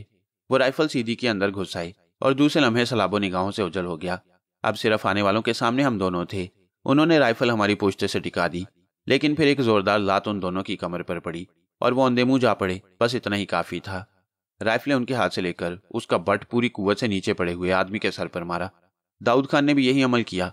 वो दोनों बेहोश हो गए तो हम फुर्ती से बाहर निकल आए। ये बात मैं जानता था कि सलाबो कहाँ है। बाहर निकलकर हमने दूसरा ही तमाशा देखा। 4 आदमी और थे और वो भी औंधे पड़े हुए थे। उनके सरों से भी खून बह रहा था। सलाबो ने बाहर निकलकर उन्हें संभाल लिया। गोया यहाँ कुल 6 आदमी थे जो हमारी पहरेदारी के लिए मुकर्रर थे, और इस वक्त ये 6 के 6 बेहोश हो चुके थे। ये काम जितनी आसानी से हो गया उस पर दाऊद खान को शदीद हैरत थी। इसके बाद हमें बाहर निकलने में कोई खास दिक्कत ना हुई और हम छुपते छुपाते बाहर निकल आए। एक बार फिर उन्हीं गारों को अपना मस्कन बना लिया जहां हमने पहली बार बना ली थी। दाऊद खान इस दौरान बिल्कुल खामोश हो रहा था। उसने इस मौजू पर कोई बात ना की। वो हैरान था कि इतनी आसानी से जोरावर खान की कैद से कैसे निकल आया। अब उसने चुप साध ली थी। गार में अपने आरामदेह बिस्तरों पर लेटते हुए मैंने कहा, खामोश क्यों हो दाऊद खान? कुछ नहीं, सोच रहा हूं कि तुम लोग बहुत अजीब हो। तुम्हारी बात बातें तो बिल्कुल समझ में नहीं आती। जोरावर खान की कैद से निकल आना इतना आसान नहीं। इन बातों को छोड़ो दाऊद खान, अब हमें जोरावर खान के खिलाफ दूसरा कदम क्या उठाना चाहिए? मेरा ख्याल है दोस्तों, अगर तुम लोग बुरा महसूस ना करो तो एक मशवरा मैं और दूं। नहीं नहीं, बुरा महसूस करने की क्या बात है दाऊद खान। मैं चाहता हूं कि मैं गुल खान अपने दोस्त के पास जाऊं, अपने क्याम के लिए मुनासिब जगह का बंदोबस्त करूं।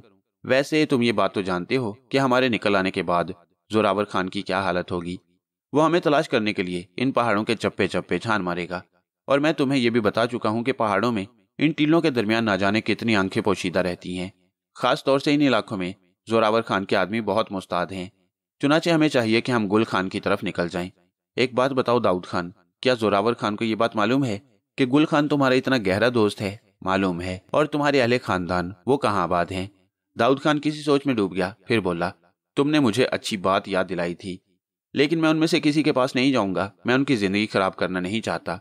गुल खान बजाते खुद इतना ताकतवर आदमी है कि जोरावर खान अभी तक उसका कुछ नहीं बिगाड़ सका। वह शरीफ आदमी है और तमाम जरूरतमंदों की मदद करता रहता है, इसीलिए लोग उसकी बात भी मानते हैं। मगर गुल खान के पास जाने से तुम्हें क्या मिलेगा? कुछ नहीं, बस वहां मैं इंतजार करूंगा। तो फिर इन पहाड़ों में इंतजार करने में क्या हर्ज है? अरे बाबा, मैं उसे मिलना भी चाहता हूँ। ये दूसरी बात है खान बाबा। तो फिर ठीक है, हम गुल खान की जानिब चलेंगे, मैंने जवाब दिया और दाऊद खान खामोश हो गया। रात हमने गारों में गुजार दी। दूसरी सुबह बड़ी खुशगवार थी, मौसम भी ठीक था। हम लोग गार से बाहर निकले, लेकिन दूसरे लम्हे हमें ठिठक जाना पड़ा। हमने अपने इतराफ में बेशुमार घुड़सवार देखे जो इस तरह सफर कर रहे थे जैसे किसी को तलाश कर रहे हों। दाऊद खान चौकन्ना हो गया। इन लोगों को हमारे फरार की इतला मिल गई। हाँ, और अब वो हमें चारों तरफ से घेर रही हैं। वो गारों की तलाशी भी ले रहे होंगे। ये बात उनके जहन में जरूर आई होगी कि हमने पनाहगाह के लिए गार ही मुंतखब किए हैं। तो अब हमें क्या करना चाहिए दाऊद खान? ये लोग इस तरह फैले हुए हैं कि इनसे मुकाबला करना भी मुश्किल होगा, लेकिन इसके अलावा और कोई चाराकार भी नहीं है। जब ये गारों की तरफ आए तो हम इन पर गोलियां बरसा दें। इसका मकसद है कि हम गार के अंदर चलें। हाँ, दाऊद खान ने कहा। सलाबो कहने लगा, यूं करो, तुम और खान बाबा गार के अंदर चले जाओ, मैं बाहर रहकर इन लोगों पर निगाह रखता हूँ। मैंने सलाबो की तरफ देखा तो उसने मुझे आंख मार दी। तब मैं खान बाबा को लेकर अंदर दाखिल हो गया। सलाबो बाहर चला गया। हम इंतजार करते रहे। बाहर घोड़ों के कदमों की टापें सुनाई दे रही थीं। इधर से उधर घुड़सवार आ जा रहे थे और सलाबो अभी तक अंदर नहीं आया था। मुझे बेचैनी होने लगी कि कहीं वो किसी की निगाह में ना आ जाए, लेकिन दूसरे लम्हे मैंने खुद को संभाल लिया। मैं सलाबो की शख्सियत को भूल गया था। वो अगर किसी की निगाह में आ भी जाए तो कोई उसका कुछ भी नहीं बिगाड़ सकता, इसलिए कोई उलझन न थी। जितनी उलझने थी सिर्फ हमारे लिए ही थी। चुनाचे मैं इंतजार करता रहा। घोड़ों की टापों की आवाजें आहिस्ता आहिस्ता मादूम हो गईं और ना जाने कितना वक्त गुजर गया, हमें सही तौर पर कोई अंदाजा न हो सका। दाऊद ने कहा, सुनो, वो अभी वापस नहीं आया। कौन? तुम्हारा साथी? हाँ, लेकिन उसके लिए फिक्रमंद होने की जरूरत नहीं खान बाबा, वो बहुत चालाक आदमी है। वो तो ठीक है, मगर चलो बाहर निकल कर देखो। अब तो घोड़ों की टापों की आवाजें भी सुनाई नहीं दे रही। हाँ, इसमें कोई शक नहीं, मैंने कहा और हम दोनों बाहर निकल आए। हमने कुर्बो ज्वार के माहौल को देखा, लेकिन अतराफ में किसी का दूर दूर तक पता नहीं था। दाऊद खान सलाबों के लिए परेशान था। पूरा दिन गुजर गया, रात हो गई। रात भर हम जागते रहे। दूसरा दिन हो गया, सलाबों का कोई पता नहीं था। दाऊद खान का पैमाना सब्र लबरेज होता जा रहा था। वह दुखी हो गया। मैंने कहा था ना कि यह इलाका बहुत खतरनाक है, तुम लोग अपनी जिंदगी मुसीबत में मत डालो। पता नहीं कहाँ गया वो, मुमकिन है वो लोग उसे पकड़ कर ले गए हों। देखो दाऊद खान, सारी बातें अपनी जगह। अगर वो लोग उसे पकड़ कर ले भी गए होंगे तो वो वापस आ जाएगा। कैसे वापस आ जाएगा? जोरावर के फंदे से बार बार निकलना आसान काम तो नहीं है। खान बाबा, मुझे अपने साथी पर एतमाद है, वो वापस आ जाएगा, हमें उसका इंतजार करना चाहिए। मगर बूढ़े खान को ये बात जेब नहीं देती। मैं ज्यादा देर इंतजार नहीं कर सकता। तो फिर क्या करोगे? एक बार फिर जोरावर खान के पास जाऊंगा, अपने आप को उसके हवाले कर दूंगा और उससे कहूंगा कि उस जवान को छोड़ दे। उसने उसका कुछ नहीं बिगाड़ा, उसकी उससे कोई दुश्मनी नहीं। बेवकूफ़ी की हरकत करोगे, ये मेरी मर्जी के खिलाफ है। तो फिर बताओ मैं क्या करूं? अभी तक मैं कुछ नहीं कर सका। मैं एक बार फिर यही कहूंगा कि उसे तलाश करने की कोशिश मत करो, वो जहां भी होगा वापस आ जाएगा। खान मुझे परेशान सी निगाहों से देखने लगा, फिर बोला, तो क्या इसी जगह इंतजार करोगे? यह सवाल मेरे लिए भी टेढ़ा था। सलाबों में बेशुमार सलाहियतें थी, लेकिन वो हमारी खुशबू तो नहीं सूंघ सकता था। हमें क्या करना चाहिए?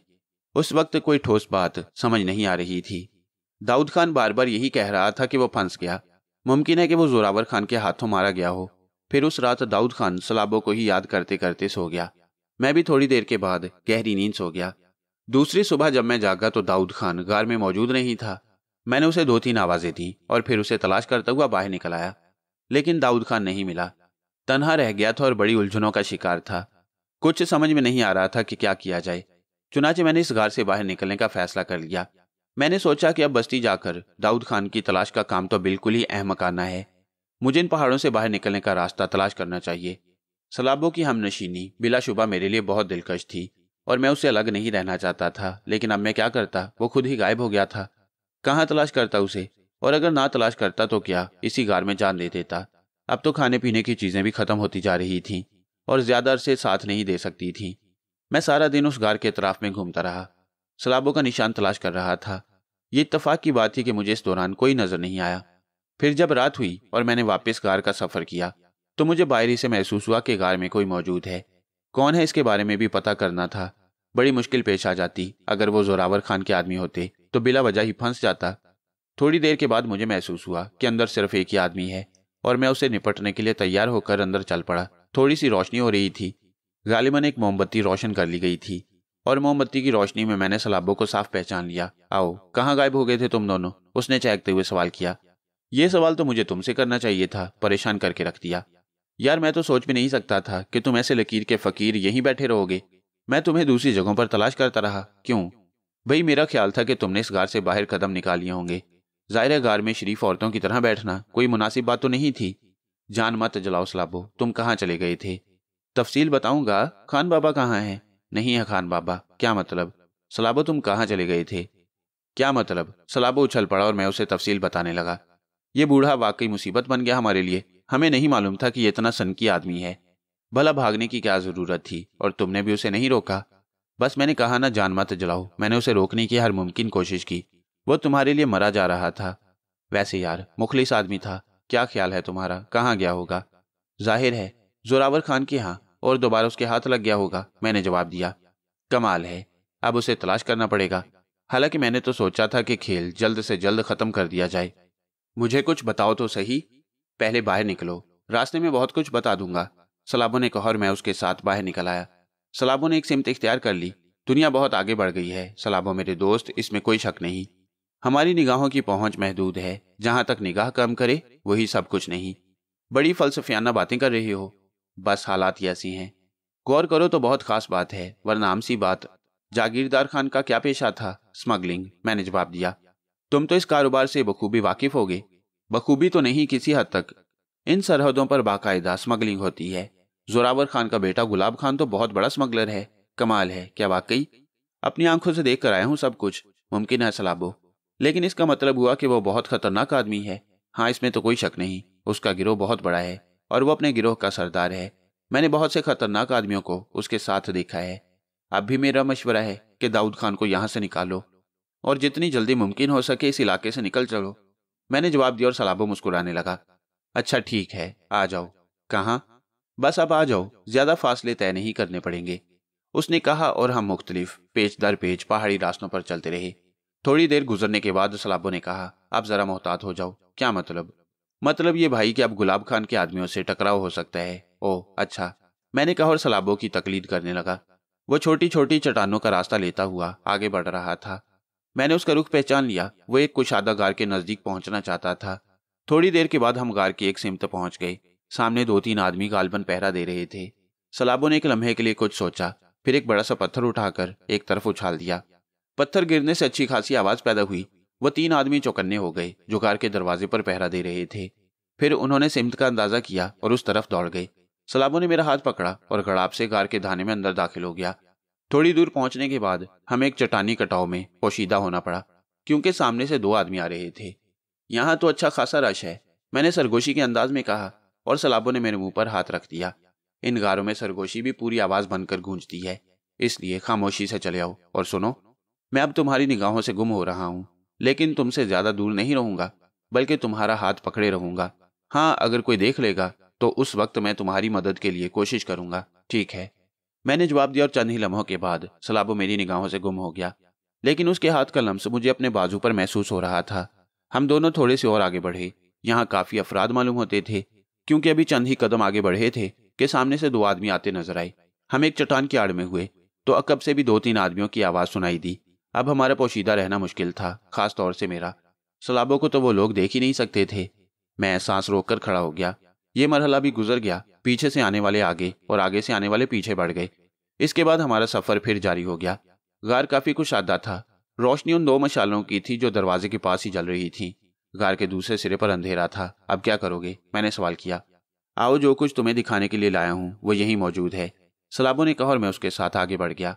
चंद लम्हात के बाद हम गार के तारीख हिस्से में पहुंच गए। सलाबो ने ना जाने कहां से टॉर्च हासिल कर ली थी। उसने तेज टॉर्च रोशन की और एक कोने पर निगाह डाली। एक पलंग पड़ा हुआ था, उस पर कोई सफेद चादर ओढ़े सो रहा था। ये कौन है? मैंने सवाल किया। रोशनी शायद उस सोते हुए शख्स को महसूस हो गई। उसने चादर उठाई और चुंधियाई हुई आंखों से उधर देखने लगा। दाढ़ी बड़ी हुई थी, बाल बिखरे हुए थे, बदन पर मामूली सा लिबास था। अजीबोगरीब हुलिये का आदमी था। सलाबू से सर से पांव तक उस टॉर्च की रोशनी में देखता रहा। फिर उसने मुझे देखा। कुछ समझे? उसी वक्त दूसरी तरफ से आवाज आई। क्या बात है? रोशनी बंद कर दो, बंद करो ये रोशनी। आवाज खासी गरजदार थी। सलाबू ने रोशनी बुझा दी। कौन हो तुम? क्या चाहते हो? उसी आवाज ने फिर सवाल किया और सलाबो मेरी तरफ देखने लगा। क्या ख्याल है मेरी जान? क्या मतलब? कौन शख्स है ये? नहीं पहचाने? आओ और आगे आओ। उसने कहा और इस बार फिर उस शख्स के करीब पहुंचकर टॉर्च की रोशनी उस शख्स पर डाली। वो एक बार फिर आंखों पर हाथ रखने पर मजबूर हो गया। तब मैंने महसूस किया कि उसके पांव बंधे हुए हैं, वो पलंग से हिल नहीं सकता। अलबत्ता हाथ खुले हुए थे, बाकी बदन पर भी कोई बंदिश नहीं थी, लेकिन पांव अजीबोगरीब अंदाज में एक जगह जंजीर बांधकर दूसरी जगह कड़ों में डाल दिए गए थे। आखिर ये कौन है? मैंने सवाल किया। दाऊद खान का बेटा, सालार खान, सलाबो ने जवाब दिया, और उसके अल्फाज से मेरे ज़हन में एक जोरदार धमाका हुआ। क्या बकवास कर रही हो? चेहरा देखो गौर से। अगर ये बाल काले की बजाय सफेद हो जाएं, तो क्या दाऊद खान तुम्हारे सामने नहीं होगा? सलाबो ने कहा और मैं गहरी निगाहों से उस शख्स को देखने लगा। वो भी बुरी तरह उछल पड़ा। क्या बकवास कर रहे हो तुम लोग? कौन हो तुम? मेरे बाप का नाम कैसे जानते हो? उसने दाऊद खान का नाम हमारे मुंह से सुन लिया था। सलाबो ने उसकी बात का कोई जवाब नहीं दिया। वो मेरी तरफ देख रहा था। मैंने गर्दन हिलाते हुए कहा, यह तो ठीक है, वाकई ये बात दाऊद खान को बताई जाए तो शायद उसे शादी मर्ग हो जाए। बात ही नहीं बतानी दोस्त, बल्कि जब हम दाऊद खान को यहाँ लाए हैं तो उसको उसकी औलाद का तोहफा देकर यहाँ से रुखसत करेंगे। क्या इतना आसान होगा सलाबो? बस इस मुश्किल को आसान तो बनाना ही है। मेरा ख्याल है अब सालार खान को यूं छोड़ना मुनासिब नहीं। हमारा काम जिस कदर जल्द हो जाए अच्छा है। क्या ख्याल है तुम्हारा? बिल्कुल। जब यहाँ तक पहुंचे हो तो इस सिलसिले में भी कोशिश कर ही डालो। मैं कहता हूँ, तुम लोग कौन हो? क्या चाहते हो? दाऊद खान के बेटे, सालार खान ने परेशान लहजे में कहा। सालार खान हो तुम? सलाबो ने सवाल किया। हाँ। और दाऊद खान तुम्हारे बाप का नाम है? बिल्कुल।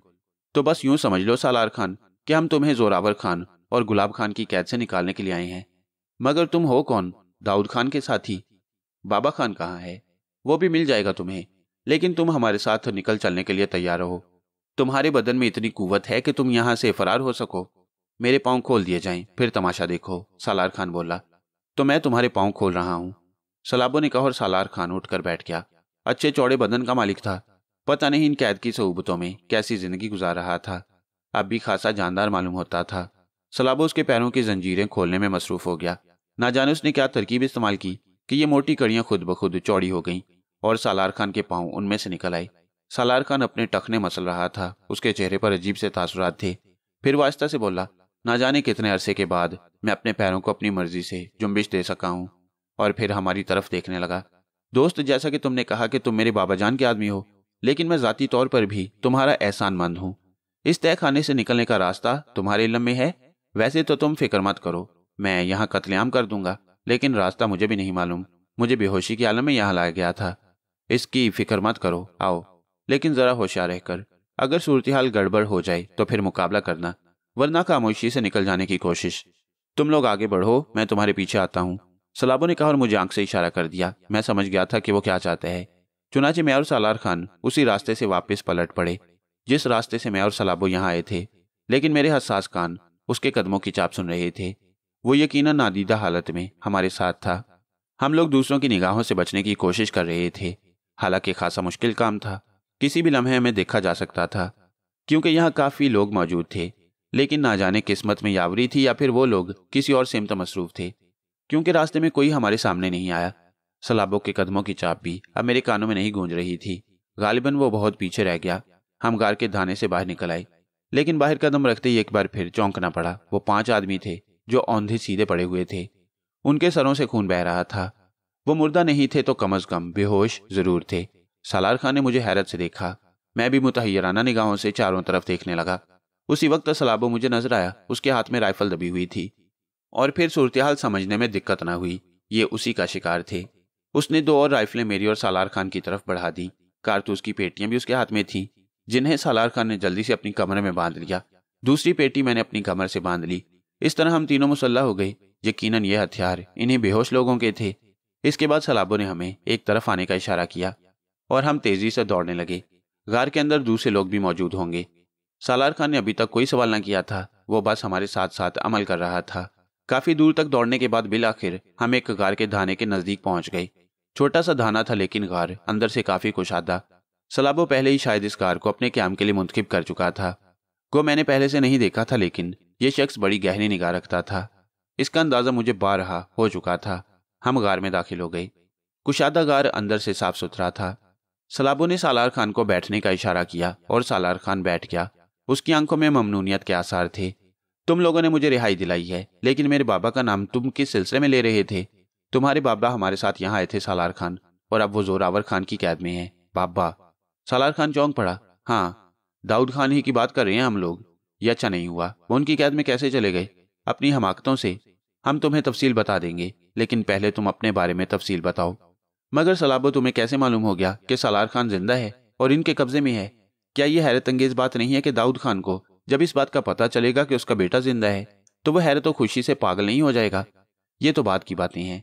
पहले सालार खान की कहानी तो सुन लें। क्यों सालार खान, क्या तुम हमें अपने बारे में बताना पसंद करोगे? जब आप लोग कहें। आप मेरे मोहसिन हैं, लेकिन मैं अपने बाबा जान के लिए बहुत परेशान हूँ। उसे मेरी मौत की इत्तला मिल गई है। ये बात भी मेरे इल्म में थी। वो मेरे बच्चों की परवरिश कर रहा है। मुझे यकीन था कि वो गर्दन झुकाए अपना काम करता रहेगा। मैं जिंदा रहूं या मर जाऊं, मुझे इससे कोई दिलचस्पी नहीं। लेकिन आखिर वो यहाँ आने के लिए कैसे तैयार हो गया, ये हम तुम्हें बाद में बता देंगे। पहले तुम अपने बारे में बताओ। पता नहीं आप लोगों को मेरे बारे में क्या मालूम है। क्या आप लोग जानते हैं कि मेरे बच्चे बाबा जान परवरिश कर रहा है? हाँ, और ये भी जानते हैं कि तुम्हारी बीवी भी यहाँ आ गई थी। उसे दाऊद खान ने ही खुद यहाँ पहुंचाया था और इसके बाद तुम भी इधर आए और बाद में तुम्हारी मौत की इत्तला दाऊद खान को दी गई। हाँ, मैंने अपनी बीवी के साथ काफी दिन गुजारे, लेकिन तकदीर ने हमारा साथ नहीं दिया। बाबा खान उसे लेकर इधर आ गया और उसके हवाले कर दिया। लेकिन मैं फिर भी इधर आकर अपनी बीवी से मिलता रहा। मेरा मुकाबला गुलाब खान से हुआ और मुमकिन था कि हम में से एक ही रह जाता, लेकिन मेरी बीवी दरमियान में आ गई। उसने कहा कि मुजरिम वो है, सजा उसे दी जाए। वो जोरावर खान की बहुत चहेती है। जोरावर खान ने उसे धमकियां दी और गैरत दिलाई कि वो उसके दुश्मन के बेटे से शादी कर चुकी है। तब मेरी बीवी ने कहा कि उसे ये बात मालूम न थी। उसने जोरावर खान की मिन्नत समाजत करते हुए कहा कि उस दुश्मनी को खत्म कर दिया जाए और जोरावर खान नीम राजी हो गया, लेकिन गुलाब खान तैयार न हुआ। तब मेरी बीवी ने कहा कि ठीक है, वो उसके शौहर को कत्ल कर दे, लेकिन वो पूरे इलाके में घूमेगी और एक एक से कहेगी कि वो दाऊद खान के बेटे की बीवी है। चुनाचे दो ही सूरतें हैं, या तो सालार खान के साथ ही उसे भी कत्ल कर दिया जाए या फिर उन दोनों को साथ रहने की इजाजत दे दी जाए। गुलाब खान गुस्से से पागल हो रहा था, लेकिन जोरावर खान के सामने उसकी एक न चली और जोरावर खान ने बिलाखिर ये फैसला कर दिया कि सालार खान की मौत की खबर मशहूर की जाए और उसे खामोशी से कैद कर दिया जाए। मेरी जिंदगी बच जाने से मेरी बीवी किसी हद तक राजी हो गई। जोरावर खान ने गुलाब खान को समझा दिया था कि किसी मुनासिब मौका पर मुझे कत्ल कर दिया जाएगा और उस वक्त तक मेरी बीवी भी रास्ते पर आ जाएगी। वो अपने बच्चों को भूल जाएगी। बमुश्किल गुलाब खान तैयार हुआ, लेकिन मेरी बीवी बहुत सख्त निकली। वो हर माह मेरी खबरगिरी के लिए आती है। ये लोग मुझे जिंदा रखने पर मजबूर हैं। उसने दूसरी शादी से भी इनकार कर दिया है और हमेशा ही धमकी दी है कि उसके बच्चे उसे वापस कराए जाएं। उसे बच्चों के साथ रहने की इजाजत दी जाए, वरना किसी न किसी मौका पर वो ये राज खोल देगी। चुनाचे जोरावर खान उससे भी खौफजदा रहता है और अपने बेटे गुलाब खान से भी। उसने बेटी के लिए मेरी जिंदगी बचाई है, लेकिन वो जानता है कि गुलाब खान बहुत सख्त इंसान है और किसी न किसी मरहले पर उसे कुछ खतरनाक हालात से गुजरना पड़ेगा। लेकिन वो लाश किसकी थी सालार खान, जिसे इन लोगों ने तुम्हारी लाश की हैसियत से पेश किया? जोरावर खान के एक और दुश्मन की, जिसे मस्क करके मेरा लिबास पहना दिया गया। और चूंकि लाश दाऊद खान के पास नहीं गई थी, इसलिए यह राज रहा। ओह, दाऊद खान के लिए यह खबर कितनी मुसर्रत अफजा होगी। मैं तो ये सोच रहा हूं कि वो इस खबर को बर्दाश्त कर सकेगा या नहीं। लेकिन तुम एक बात बताओ सालार खान, क्या तुम्हें इल्म है कि तुम्हारी बीवी कहाँ है? हाँ हाँ, क्यों नहीं। वो जोरावर खान के मकान में रहती है। गुड। अगर तुम्हारी बीवी को लेकर और तुम्हें लेकर हम यहाँ से निकल चलें तो क्या गुलाब खान और जोरावर खान तुम्हारा ताकुब नहीं करेंगे? अव्वल तो ये काम बेहद मुश्किल है। इन चट्टानों में उसके बेशुमार अफराद बिखरे हुए हैं और यहाँ से निकल जाना आसान काम नहीं। हम किसी न किसी तरह उनके हाथ लग जाएंगे और अगर ऐसा हो जाए तो फिर कम से कम हम इस बस्ती में न रह सकेंगे। हम इस बस्ती से कहीं और जाना होगा, शहर या किसी ऐसी जगह जिसके बारे में जोरावर खान को पता न चल सके। उसके हाथ बहुत लंबे हैं, बहुत से आदमी हैं उसके साथ जो उसके लिए काम करते हैं। बड़ा मुश्किल हो जाएगा हमारे लिए। खैर, ये सब बात की बातें हैं। सबसे पहले तो तुम्हारी बीवी को हासिल करना है। वैसे पता नहीं वो अपने माँ बाप को छोड़ने के लिए तैयार होगी या नहीं। वो छोड़ चुकी थी। उसे सिर्फ इसलिए उन लोगों से दिलचस्पी है कि मैं उनकी कैद में हूँ और उसी की वजह से उन्होंने मुझे जिंदा रखा हुआ है, वरना वो एक लम्हा भी उन लोगों के पास रहना पसंद ना करे। तो ठीक है सालार खान, हमें तो अभी बहुत से काम करने हैं। तुम हमारी मदद सिर्फ इस तरह कर सकते हो कि अपनी हिफाजत करो। क्या मतलब? मतलब ये कि तुम्हारे फरार की इतला तो बहुत जल्द हो ही जाएगी। गुलाब खान को वो तुम्हें तलाश करेंगे। हमारे लिए आसानियां इस शक्ल में फराहम हो सकती हैं कि तुम अपनी हिफाजत करो, बल्कि मेरा दोस्त सलाबो भी तुम्हारे साथ रहेगा। सलाबो ने मेरी तरफ देखते हुए कहा। और तुम? मैंने सलाबो से सवाल किया। भाई, मेरे दो काम हैं। नंबर 1 तो ये कि दाऊद खान को रिहा कराऊं। नंबर 2, सालार खान की बीवी को भी हासिल करना है। उसके बाद यहां से निकलने का बंदोबस्त कर लेंगे। और जैसा कि सालार खान ने कहा कि इन पहाड़ों के चप्पे चप्पे पर सालार खान के आदमी फैले हुए हैं, इस सिलसिले में क्या करोगे? क्या यहाँ से निकल जाना आसान काम होगा? ये सब बाद में सोचने की बातें हैं, पहले सबको एक मरकज पर जमा तो कर लिया जाए, सलाबो ने कहा और मैं पुरख्याल अंदाज में गर्दन हिलाने लगा। सालार खान हमारी तरफ देख रहा था, फिर वो आहिस्ता से बोला, दोस्तों तुम लोगों ने मेरे ऊपर बड़े एहसानात किए हैं। मैं नहीं जानता कि इसके सिले में तुम्हें बाबा खान क्या देगा या बाबा खान से तुम्हारा क्या रिश्ता है, लेकिन मैं ज़ाती तौर पर यह जानता हूं कि तुमने जो कुछ मेरे लिए किया है उसका कोई सिला मुमकिन नहीं। इन हालात में मेरे ऊपर और बार ना ला दो। जो काम करना है हम लोग साथ ही मिलकर करेंगे। मुझे भी इन तमाम मामलों में शरीक रखो। नहीं सालार खान, ये मुमकिन नहीं हो सकता। जो कुछ हम हासिल कर चुके हैं उसे गंवाना पसंद नहीं करेंगे। यहाँ कितने लोगों से मुकाबला करोगे तुम? मगर ये मसला तो तुम्हारे लिए भी है। हमारी बात और है, हम कम अज कम सब लोगों की निगाहों में नहीं है, लेकिन तुम्हें तो यहाँ के सभी लोग जानते होंगे। हाँ ये बात तो है, लेकिन इसके बावजूद मैं तुम्हें तनहा इन तमाम हंगामों में नहीं रहने दूंगा। तुमसे पहले भी मैंने कहा है कि तुम हमारी मदद सिर्फ इस तरह कर सकते हो कि इन लोगों की निगाहों से महफूज रहो, बाकी काम हमें खुद करने दो। अगर तुम मजबूर करते हो तो ठीक है, तुम मेरे मौसिन हो, मैं तुम्हारी बातों से इख्तलाफ नहीं करूंगा। लेकिन सलाबो, इस मसले में तुम्हारा तनहा काम करना कुछ समझ में नहीं आता। मैंने कहा, मेरी जान तुम फिक्र मत करो, आओ बाहर आओ मेरे साथ, मैं तुमसे कुछ बातें करूंगा और इसके बाद तुमसे दरख्वास्त करूंगा कि तुम सालार खान की ही हिफाजत करो, बाकी जिम्मेदारियां मुझ पर ही छोड़ दो। मैं सलाबो के साथ बाहर निकल आया।